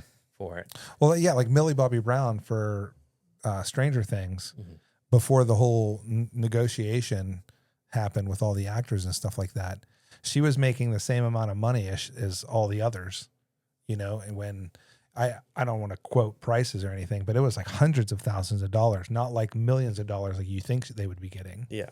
It was like $300,000 per episode. Yeah. Well, at the start of it, because they know, I mean, they were, the way they were talking about it and stuff before, they didn't know how big the show was going to be at the beginning of it. For like the guy who plays Hopper, he was saying too, he thought this was going to be it was going to crash and burn and stuff. And Stranger Things or Ozark? On Ozark. Or not Ozark. Stranger Things. Yeah. And literally within 24 hours of it came out was just blowing up the whole thing for it. And that's when you go into a show and stuff when you sign a contract like that. Either it's 1 season contract and you renegotiate for it, or if it's a 3-season contract and you're locked into that price, even if it skyrockets for Which is what happened with Marvel actors and why a lot of them aren't coming back for their roles. Because if you have 5 or 10 picture deal for it and you're locked in that price, even though it's not huge, when you get out of it, that's why they'll recast people for certain things for it. I think it's wild because these residuals do make a big deal, because one of the main reasons why they're going overseas right now is because of the residuals. So the music that's being made, some camera operators, the makeup artists, they all get residuals in their contracts. Like if you sign up, like you can get residuals. And one of the things are that when you go overseas to London, a lot of these people will not have residuals. Like for instance, like the people doing the score, instead of having like they'll hire a composer in London, and they'll give him a lump sum. He will do the score, he'll record it, and then they give it to the movie or the production, and that's it. Well, it depends on your contract, because like over in Europe, they don't have.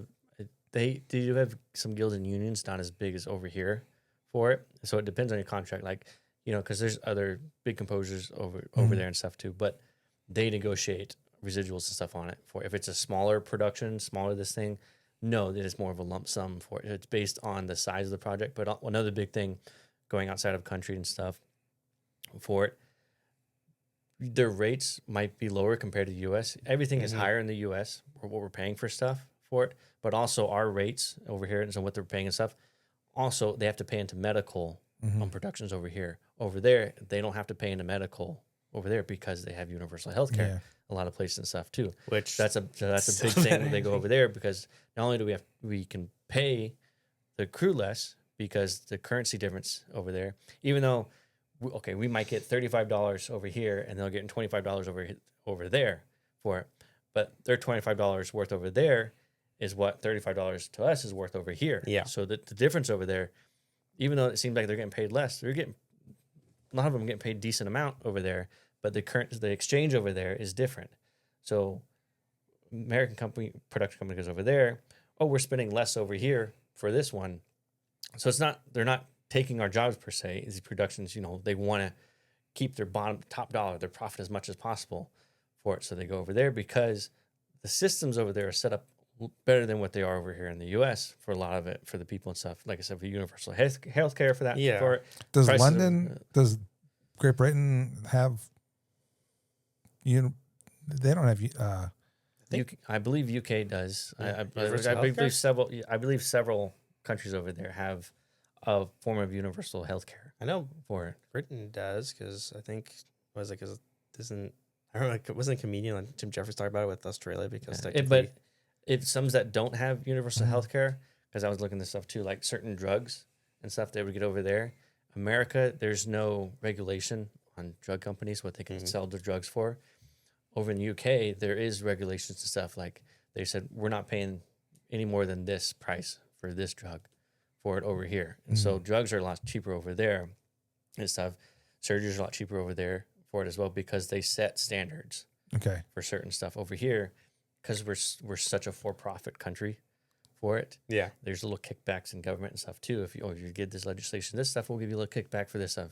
So because we're so corruption, so for profit here, no one wants to implement lockdowns, because that'll cut back their cutback from this deal as well, or this deal, or because it's so corrupt.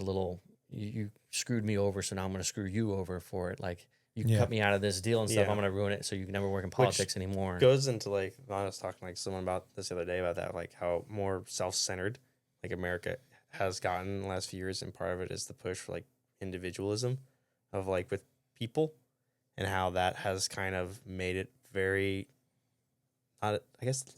empathy is not as a common thing, not as common in America as it used to be. It's become more like me first, you second, and like across the board in all ways of like so many people have just like like we're talking about the ICE thing earlier about people going into their homes and like kicking people out and whatnot, and of all that and everything, how like there's deeper to that story, and like understanding people of why they came over here, why is it there people are still coming over for whatever reason, and they were told to come over. They were. I mean, Biden literally opened the border for them to come over. Mm-hmm. I mean, they stopped all of the programs that basically stalled people who shouldn't be coming over. But as far as like the America being about self-centered at all, I actually view it differently, which we've had probably two really major disasters in the past year, with the Hurricane Helene and then the wildfires in California. Just out of those two, I mean, like, if you have your nose in your iPhone and you're looking at news all the time, I think it's easy to see that narrative that they're pushing. Oh yeah. But for people that I would say that are more boots on the ground, and me talking, and because I have to drive to Pittsburgh every once in a while, I drive through small towns. Dude, I honestly feel like more people are helping one another. And I know that there is a narrative out there that's mainstream media that I see as different when I actually go through these neighborhoods, drive through North Carolina, drive through Tennessee. And I feel like that there is a better ear on the ground for me because I'm talking to people. I'm stopping at the gas stations and stuff like that. Well, the me first, you second, there's tiers to it. Like if you're lower income, you're more, or medium income, that type of stuff. There is a more of a community aspect for it where you're like, we're all kind of feeling shitty right now. We're on this. So it's like, I'm going to help you out, niceness for it and stuff. And I feel as the more money you get, the more influence you get, the more this one, it's become more, let me get a little bit more out of this pocket before I hand you some of this type of stuff. Not even that, because now I'm thinking of like, when I was in high school and like kids my age, of how like a lot of it is like we were blessed with like our family. Like, even though our parents are divorced, like they gave us great values from each of them, and we instilled that in our everyday life. That's why we Can I get do along a with quick everyone. shout out? Yeah. Shout out to your parents, because I tell you what, you guys created. I don't know they're your youngest, but created two of the most amazing human beings that I met in my life. So, Heath and Rees, you guys are amazing. So thank you, parents. Nick Neptune, Beth Neptune. Thanks, Mom and Dad. And Trace Neptune. He's not a parent, but he is the younger Well, brother. up, So he Trace? was saying parents. So I was yeah, saying well, our parents. just let's throw him in there too. You guys got to bring Trace on here. Trying to get him down here. That's a The whole thing. other He doesn't issue. like the heat, doesn't like the humidity. He's an type of stuff. office Trace, if you're worker. watching this, I'm sorry, but come on, dude. Come on. Come down, dude. You You got can take a to. vacation day. Heath lives in a mansion. I know he's got space. It's not a mansion, dude. Dude, he needs some help building a flat. He did come down one year to help out with Halloween. Yeah, he lifted one piece of wood, Yeah. so it was And- good. Yeah, sorry. Good. Started with your story again. Sorry. No, it was good. Your parents are, have to be good people. You guys are amazing. They really are, and like all our friends who've met them and everything, they can see the values they instilled in us and why we push those forward and whatnot. But I know of like so many people growing up that just like have like parents, like good examples. Like there's parents, of course, that like when you reach this age, you're gonna start paying me rent now, which like I get the lesson of that, but they're also having that. I think it's still not being aware of like the times are harder than when you were a kid at this time right now for kids same age and whatnot. Like of course, like rent, no one can afford a house as much anymore. Like, well, yeah, you're getting paid $20 an hour, but that doesn't no good if everything else is also up. So you're not saving anything, and there's so much stress to that. That's an amazing point. It is, and I think that's part of why like that me first, you second vibe is more prolific. I think part of it is because that whatever divide occurred with like parents or not parents, a generational gap of that, of like there's still that you need is to have the feeling of care for people, and if you can't care for your family, of like even though you're reaching 16 years of age, like get a job. And you're gonna start paying me rent. Like, okay, cool. I get the value of that. But realistically, I can't afford anything else if I do this. I can't have a saving to leave you as well. And that's what our parents did with that before. Yeah. Like, we were going up stuff like got a job and stuff, paid rent and stuff to it, but they put it in an account separate, set it off to the side. So even though you're paying me rent and stuff too, I'm not taking that money. That's going to an account and stuff. So when you move out, that money you can use for your down payment for your apartment for it, or this type of stuff for it. So it's just getting you to learn how, when you go move out, you're going to be paying rent, you're going to pay utilities stuff. So you need to learn how to budget money and everything for it. So this is what we're starting to do for you. So you can get into that habit for it. So you're not just blowing your paycheck on whatever. It's one of the like values of like, I mean, he knows like I've wanted to be a parent since I was like elementary school. Like being a father has always been something I've genuinely wanted.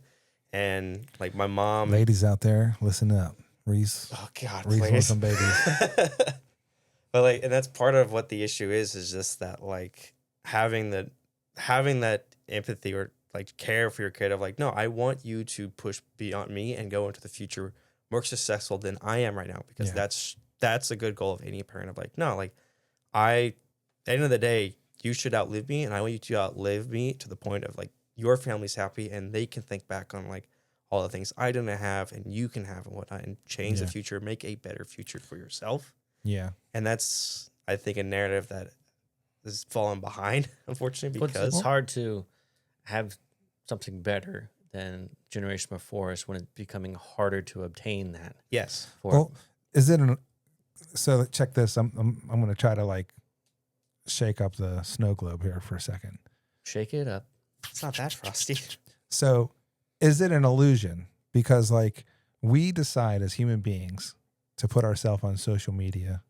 We decide to live life on Facebook and Instagram and all these other media outlets because this job that we decided we needed, because it's going to provide certain things. Some people, it's healthcare. Other people, it is that wage that they want because they want that car. Livable wage. They want to have a house. Just Yeah, but there's other ways. I mean, like depending on like how do you want to live? Because like, for instance, if you look at like the house that we're in now compared to maybe something that is smaller, it's 3-bedroom, 1-bath house in a maybe different neighborhood that is less desirable, but the community aspect is gone. Mm-hmm.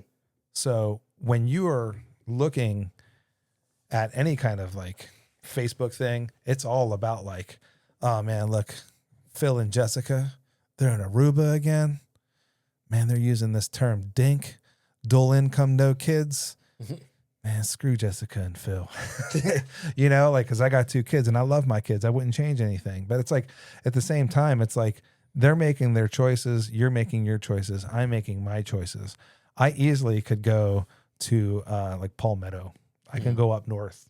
I can get myself a 3-bedroom house in Palmetto, 128 grand. It's going to need a little bit of work, but it's livable. I could do that. Yeah. And I could not worry about finances or the type of job. I won't have to say I need XYZ job to bring in so much work. My wife can go get a job. People are choosing how they want to live their life, but people are choosing what they want, and they're getting so butthurt when it's not working out that they're making it other people's problems. Yeah. And that's why it thinks like, woe is me.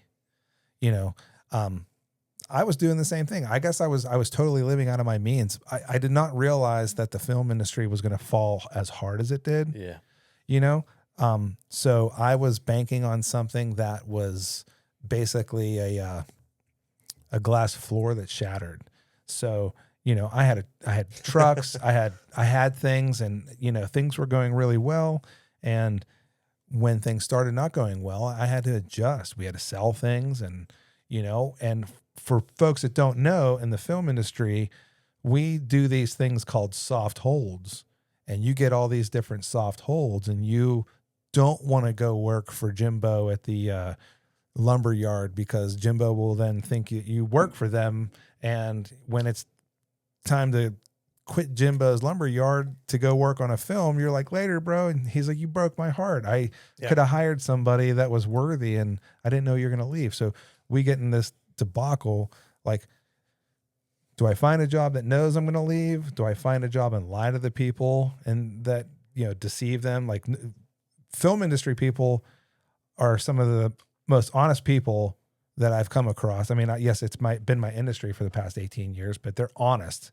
You know, I mean, sure, there's liars out there in every parts of life, but like, they don't want to hurt people because they know the system. So a lot of times people will try to navigate their life in a manner to allow the film industry to come first when it pops up to go work. Yeah. And a lot of us were doing that. And that's when the ball of yarn started to unwind, and the ball got smaller and smaller. And that ball is cash flow. Yeah. Yeah. You know, and that cash flow gets smaller and smaller and smaller.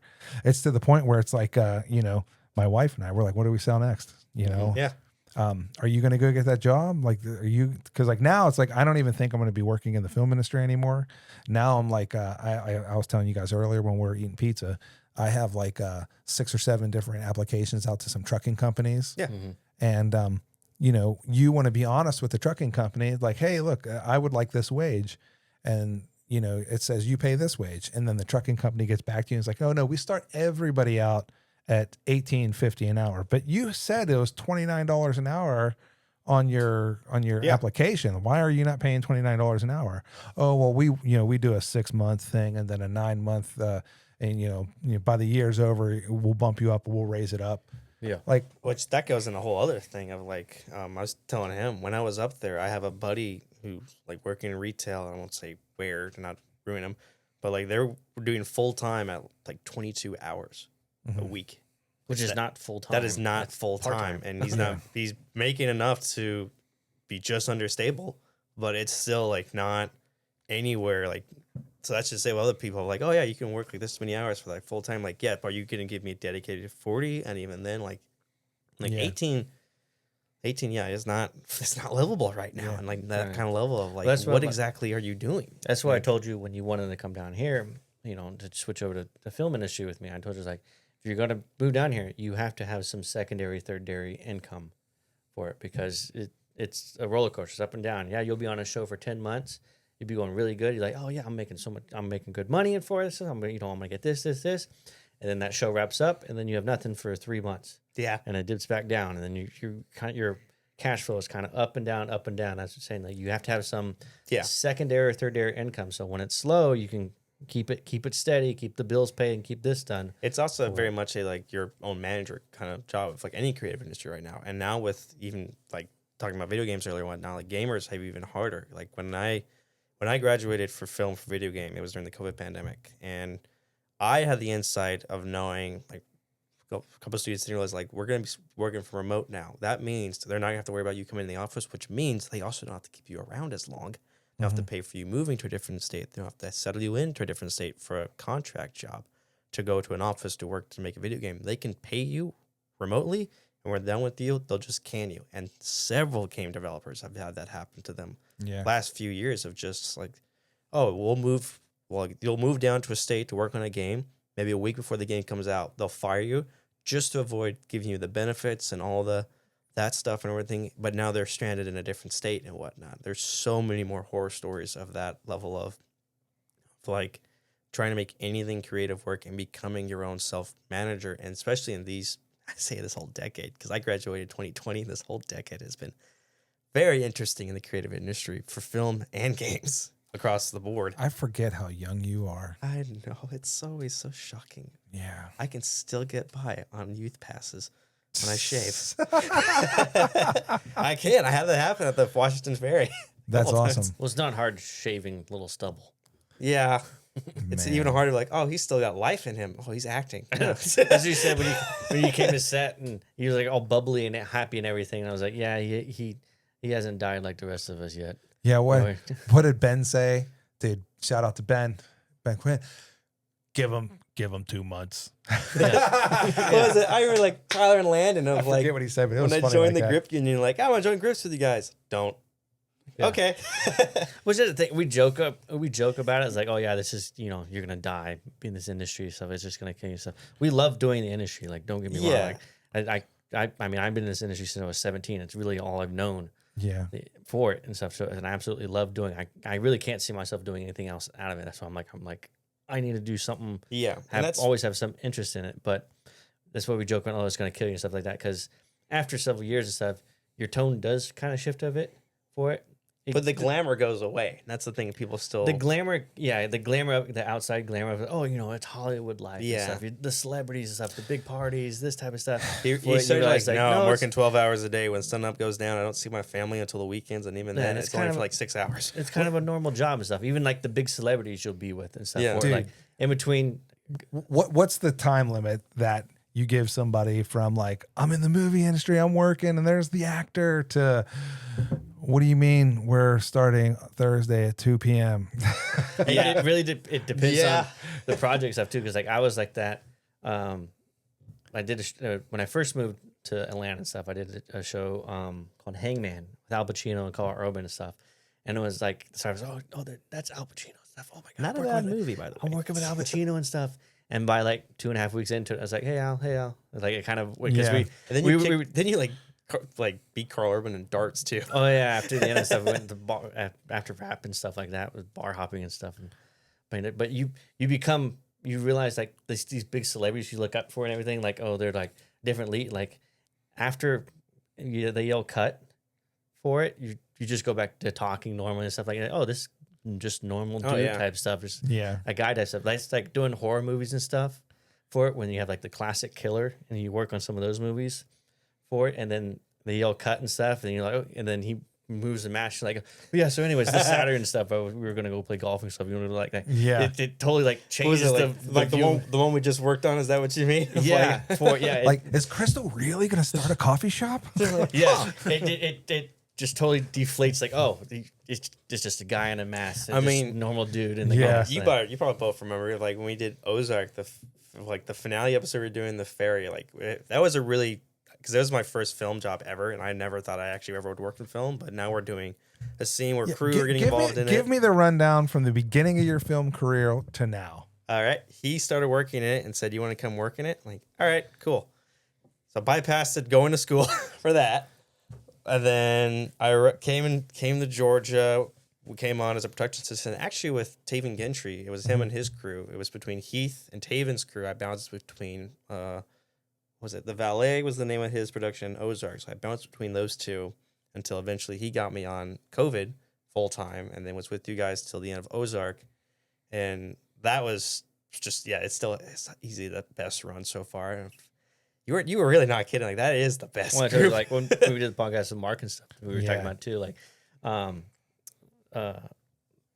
Jared the boom op on that one. Yeah, I saw him on another show after that, and he was saying too, like, we kept thinking about it. It's like, you get one, maybe two shows in your career where you think like, God, that was just everything about that show. You just think back to it and stuff because it was just so smooth and nice, and that's the reason why you do this industry is that job. And Mark and I said the same thing. I mean, Mark he also said that House of Cards for it. We said Ozark was the same thing. Shout out to Mark. Yeah.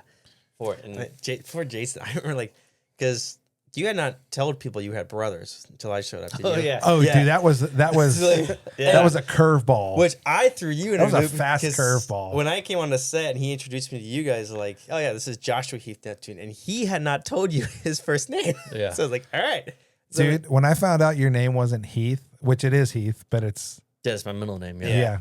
I was like, what? Thanks, Mom and Dad, for calling us middle names. Candy bars. Yep. And then Spanish for Trace, because we just gave up on candy bars. He was a third born. Yeah. Isn't there a candy bar called Trace? Well, it was kind of like Three Musketeers is what we were going for because he was the third musketeer for it. Because my dad wanted fun names, so we got the middle names, the candy bar names. Mom wanted kind of Nicholas Musketeer Neptune would be kind of interesting. yeah. It would not be catchy, but it'd be like, it's a candy bar trio. Yeah. But no, like Jason the boom up, like Jared is the Jared. Oh, Jared, my Jason bad. was the actor. Jared. No, we had another Jason who was. We had Jason Brady, who was the on-set dresser. That's what I was thinking. We had two Jason. We did. Yeah.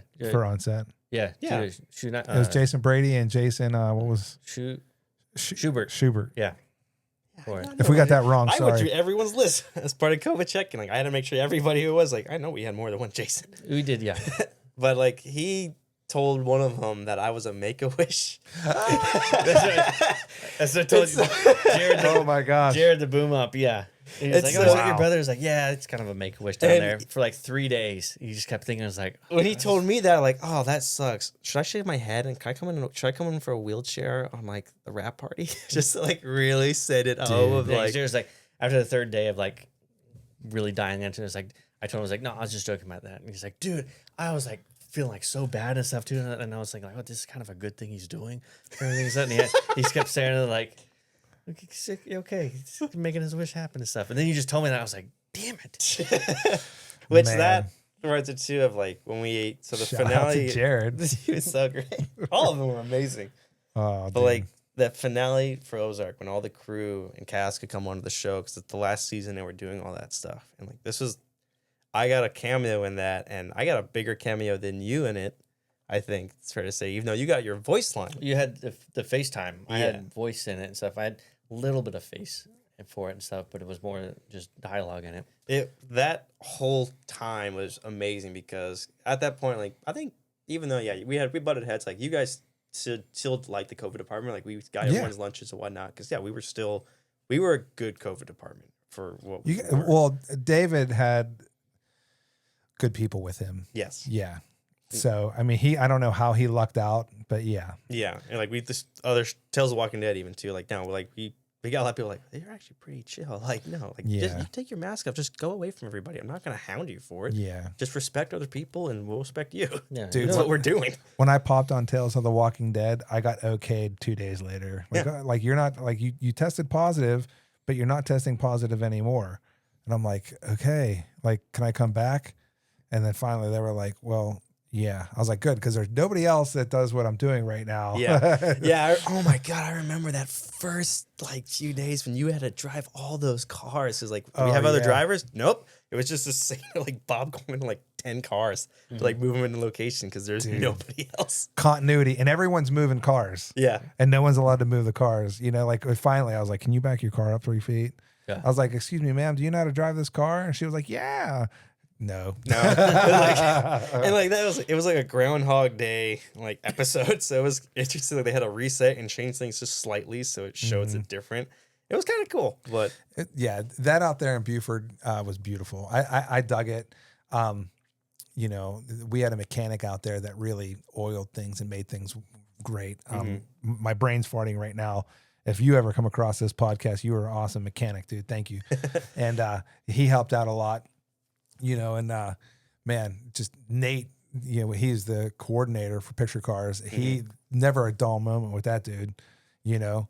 Shit, man. There's so many things that happened on that show. it was, and like, and serious shout out to you because like that, you were the one that got me like, hey, go join the union. Like, Yeah, dude. okay. It's like, I remember because it was part of it. I was in a funk when after that. So after we did Ozark, I did a production job with actually, oh God, what am I forgetting her name? We worked on Outlaws together. Ashley, shoot, I forgot. Like, it was Jack and Ashley. She got me on for that to do that with Pierce Brosnan, which was pretty cool. It was just stunt work for that for the month, and then we went on Tales of the Walking Dead. And at the time, I came on as the key, and it was pretty. I wasn't bad, but I definitely wasn't on set as well as I should be, and I was running stuff in the background. We were dealing with all kinds of other production issues too, and stuff. So I was kind of more focused on that. And another buddy of mine, Jonathan, he stepped up to handle on set stuff, he did a phenomenal job with that. And I became more behind the scenes. One thing we were going to do is basically for Walking Dead is we were going to basically Tales. You have to make sure you say Tales. Tales Walking Dead. Thank you. We were going to test people and then we were going to track their locations.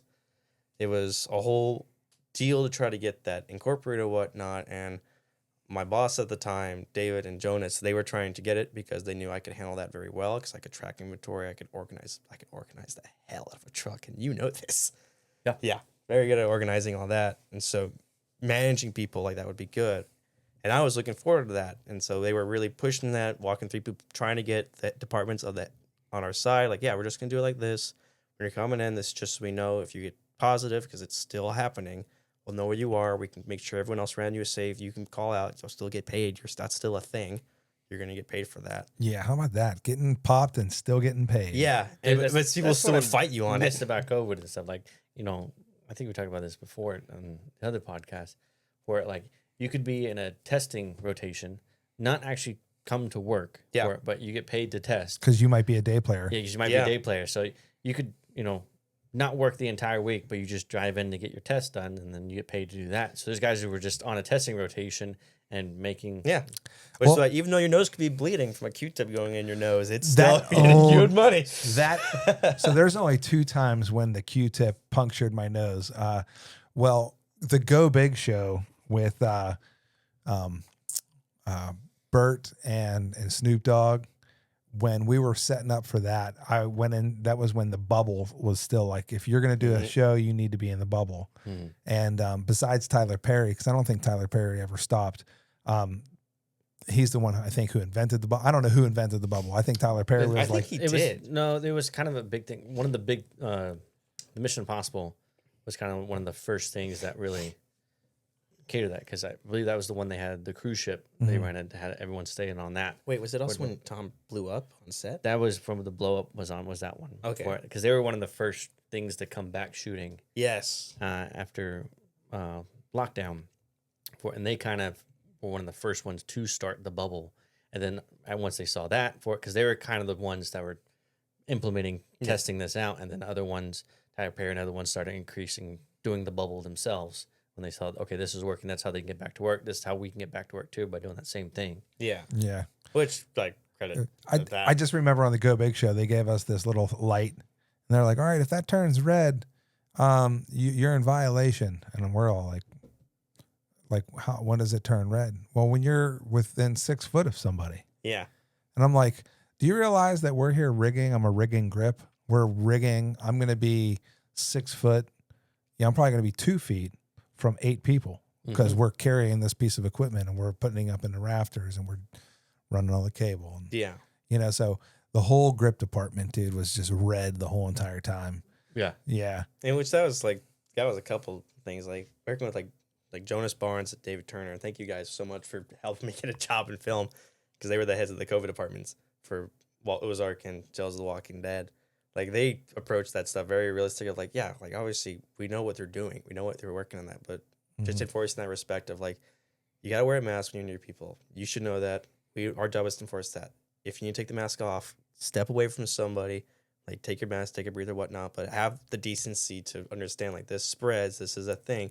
If you get it, you're going to get money. You're going to get called out anyway. Oh, and man. get paid. So it's not that big a deal. Dude. Well, like, it depends on what your partner is like. That's true. Because like for me, dolly grips and camera stuff, we're on the camera and Yeah, stuff. we're we had, there was twice where half the camera department. So if someone pops positive, you have contact tracing. Which is anyone who was in the close proximity of them is also out. They're not out as long and stuff, but they're out as well because they might potentially have caught it before. Yep.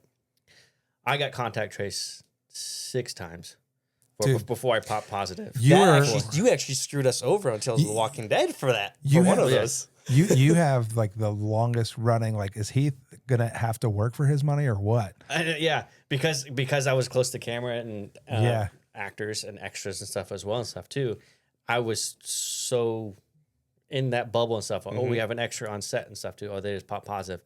So all these extras. Well, I was next to them because I was next to the camera and everything for it. We had a lot of stuff on remote heads and wheels and stuff. So my operator didn't pop, but because I was moving the dolly, I was right next to him. I popped, so I got contact. I didn't pop.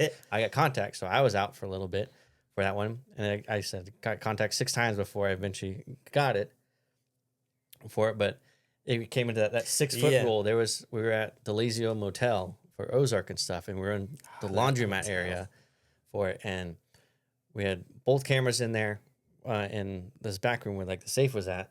So you had both operators in there. Mark was in there as well, and both the first ACs were in there. My camera was locked down, so I literally went in there and set up my camera, locked it down. I was just right outside the door, but I was in the close proximity for it. And then someone in camera around there popped positive.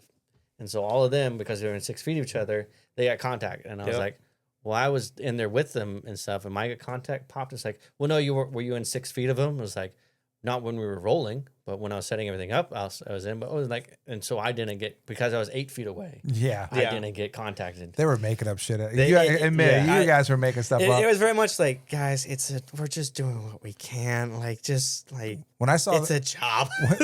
when this all first started, folks, they came out with pool noodles when this first started. They were like swinging noodles around, like, you guys are too close. Oh, yeah. Well, they want to put. Like, that's what somebody worded it really well. Like, a COVID officer is a director if they're at a production level. Like, they have that much power.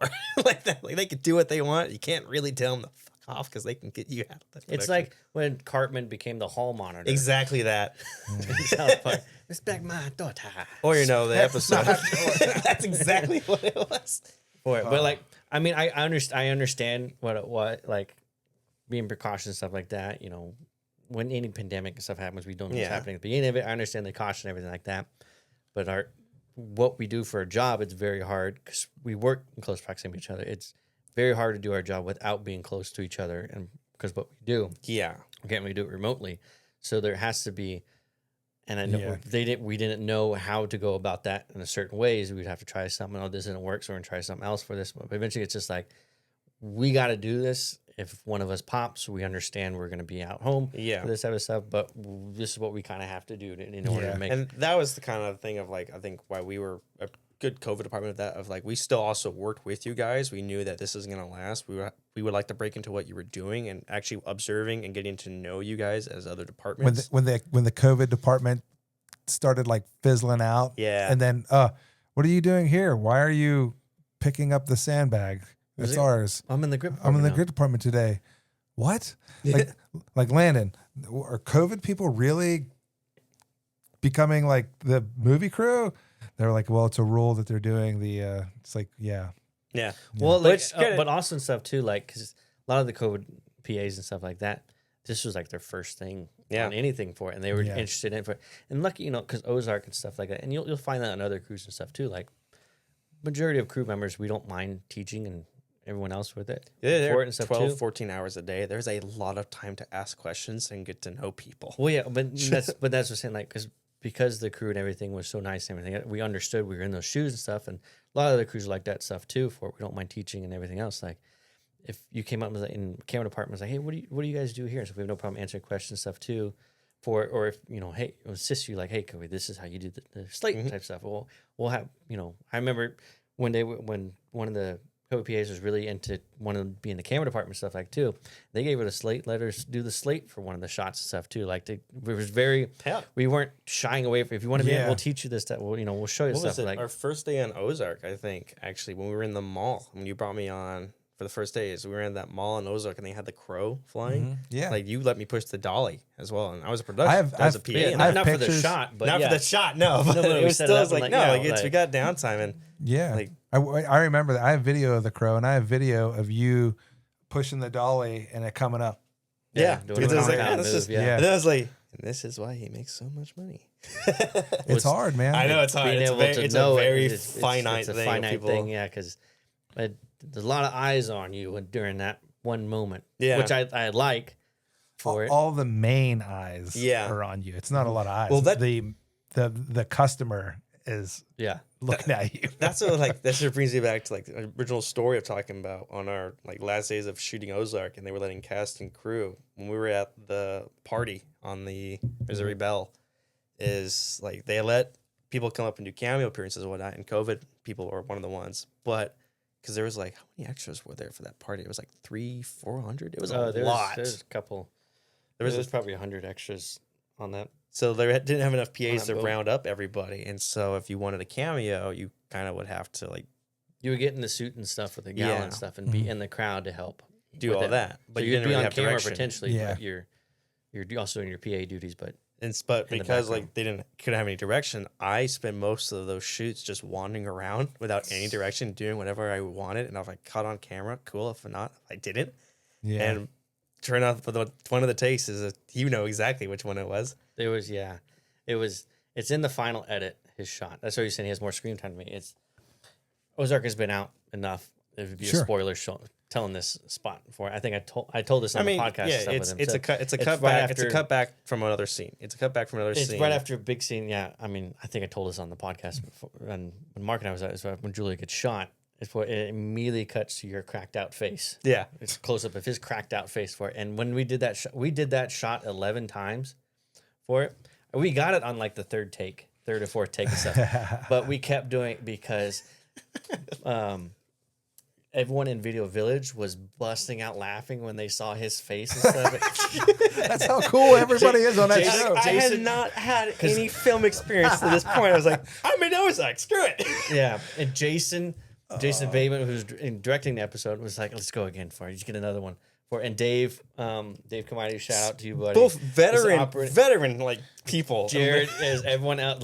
You could see the camera physically bouncing because Dave is laughing behind the camera when he pans over to his cracked face. I love it so much. So we did that 11 times and we just roll it again, just get him. So just because it was so funny. It made it really sport of man, this is a good industry. This is amazing, and it really was. And even before that, I remember I actually spoke to Jason. It was when you guys we were filming a scene at the sheriff's office and whatnot, and we had some downtime and whatnot. And because he came up to you and punched you. He did, yeah, because Jason didn't know that he was my brother. No, because I came up to him. We were waiting for, I think you guys were setting up something like that, and COVID was having some downtime. We were outside, so we were loosey goosey. No, you guys are outside. You don't have to be an enforcer of the regulations. Just keep your distance, whatever. And so I'm just chilling on a hill at one point, and Jason comes up to the bottom of the hill, and I'm sitting there bored. I come up next to Jason, and what was it? Oh no, I'm sorry. I wasn't on the hill. I was standing next to, I think it was Boom Op, actually. Jared, yeah. And then Jason came up next to me and looked at my shoes oh, those are nice shoes. Did your dad give you those? He did, but then he left my mom, and then I walked away. He looked just damn. Like, that Well, you also took your shoes off. I did take off my Yeah. shoes too. Like, Boy. But then later that day, like Jason found out that he was my brother and stuff, and I was sitting just waiting as they were talking about, I forget what they were talking about, the scene or what. And I was like, Jason came beside me and smacked me on the back and was like, "Why the fuck you not telling me that your brother's on this show with us?" And it's like, I didn't think it was important, dude. but like we chatted for like a good 30 minutes, and like I didn't know that, but like the rest of the COVID department was at our like truck just watching me, like he's chatting with Jason, like what the fuck, like just completely chill. You, like you Neptunes, man, got the mojo, man. That's what it is. that's what it was. Like I told him, like, yeah, I came from the game industry. I'm working in here because game and video games are like brother or sister. Film's just big brother to gaming, which is sister. And so I'm learning all I can from here to maybe learn how to be a director, producer in game, and they can apply and get into that point of like it's very much like you can cross trade those skills together, and whatnot. And we just chatted for 30 minutes about different stuff and everything. And then the next day we went back to shooting at studio, and I came out of the one of the stages, and he was eating something, saw my face, and just yells, "Jacob!" Just loud to the whole theater, like, "Oh, good, I made an impression. That's cool." Oh Look. yeah, yeah. And then of course we go to the finale, and then now I'm making him and laugh and Dave.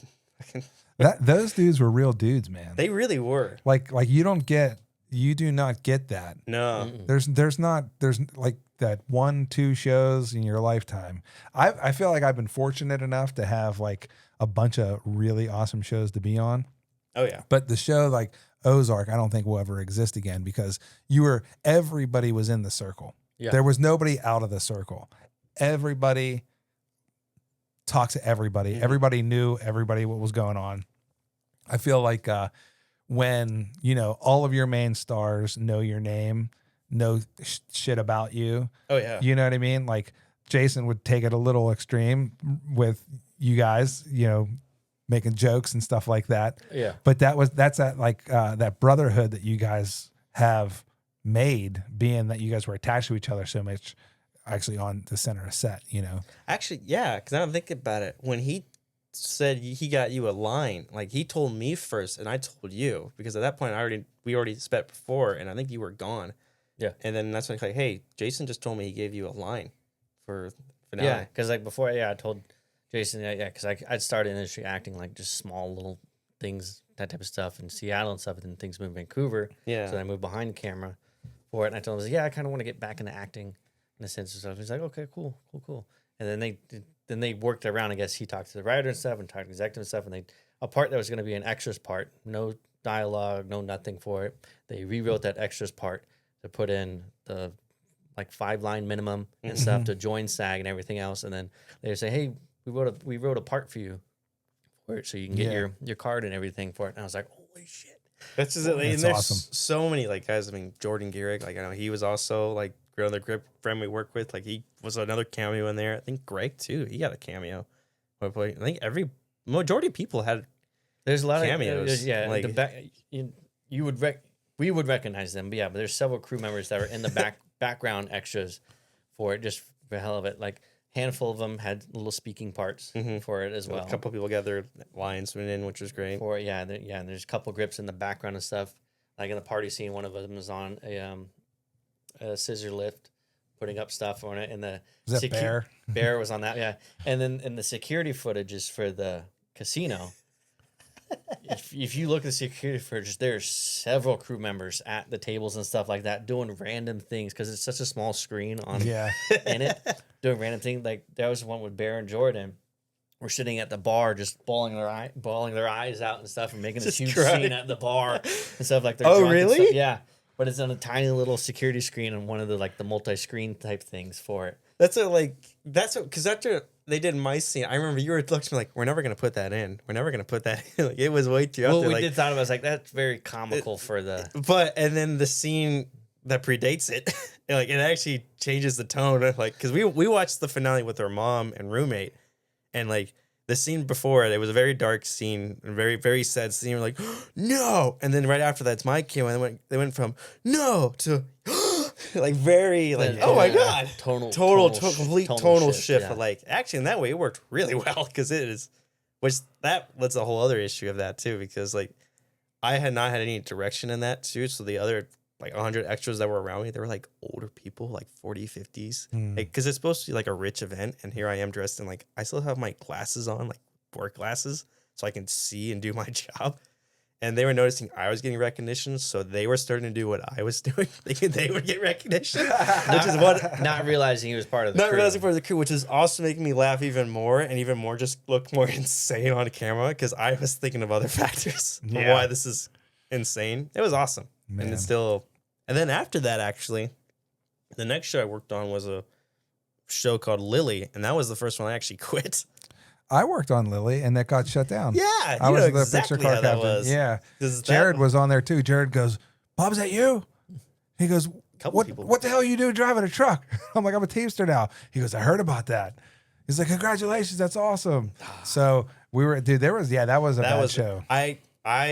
Me and David, because David brought me on and be his like best on that, and our boss at the time was clearly flustered and had not had Yeah. good management experience. It was I, obvious. on the Teamster side, shit was awesome. Good for you guys, Yeah, because we were but like, fuck. literally, like we didn't know a lot of stuff that was going on, but dude, on the team, for me anyway, the Teamster side, thanks to Nate and everybody that was there, and like Don's crew was to me awesome.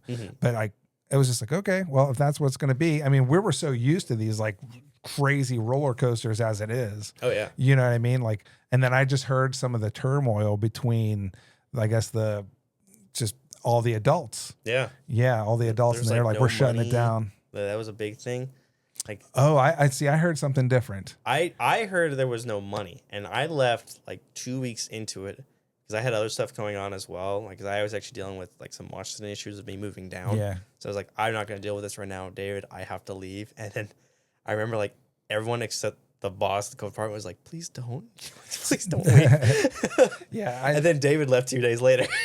I heard that the money left Yes, that's why. because like the guy was whoever the money people were. They were like, it's not going to work out for us. Let's drop this, and then it was like clean up after that. It wasn't a bad idea for story, if I remember. I think it was. I don't know anything about the story. It's about like I think I remember. It's like it was a. We It was, didn't get that far. it was called Lily. I think it was like a female rights activist or something like that. Or like one of the bigger ones that pushed like modern, like not feminism, but like But they just canned it, and so then just when it canned came it. out. Yeah, Yeah, it's just candid. Like, dude, man, Nate put so much work into there, and I went to Michigan to buy a car specifically, for for a character driven thing, and my gosh, but we could talk about this another time. I think it's time to wrap it up. I have more things I want to talk to you guys about, but I think we should do it another podcast. Heath, there's been accounts that people saying that they want you and Mark back on. Me and Mark will love to. We'll talk about it anytime. Yeah, so we'll be what- on anytime. We'll have to get you guys back on. And we didn't touch base with you yet on the video game stuff. And Oh yeah. yeah. I was Yeah. like, that's fine.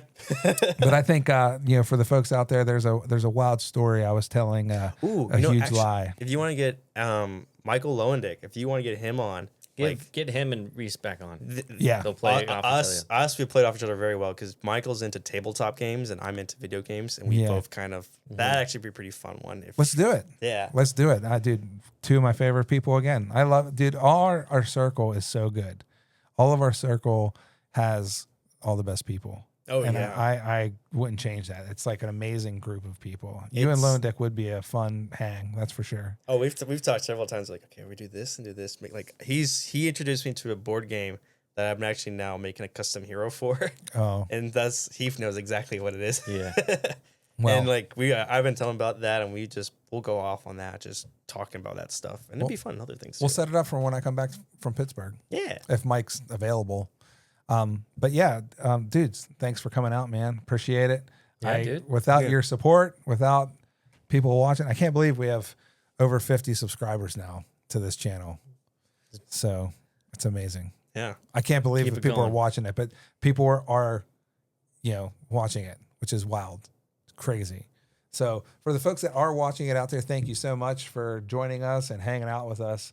Hopefully you guys like, subscribe, and comment your hearts away. Somebody reads them. I don't necessarily read them, but somebody does read them. I'm afraid to read them, You know, if it's good or bad, I just, don't read them. But yeah, well, thanks to Heath and Rees. Guys, thanks for coming in. Thanks Everybody. For Thanks for having us. Peace out. Later, guys. Bye.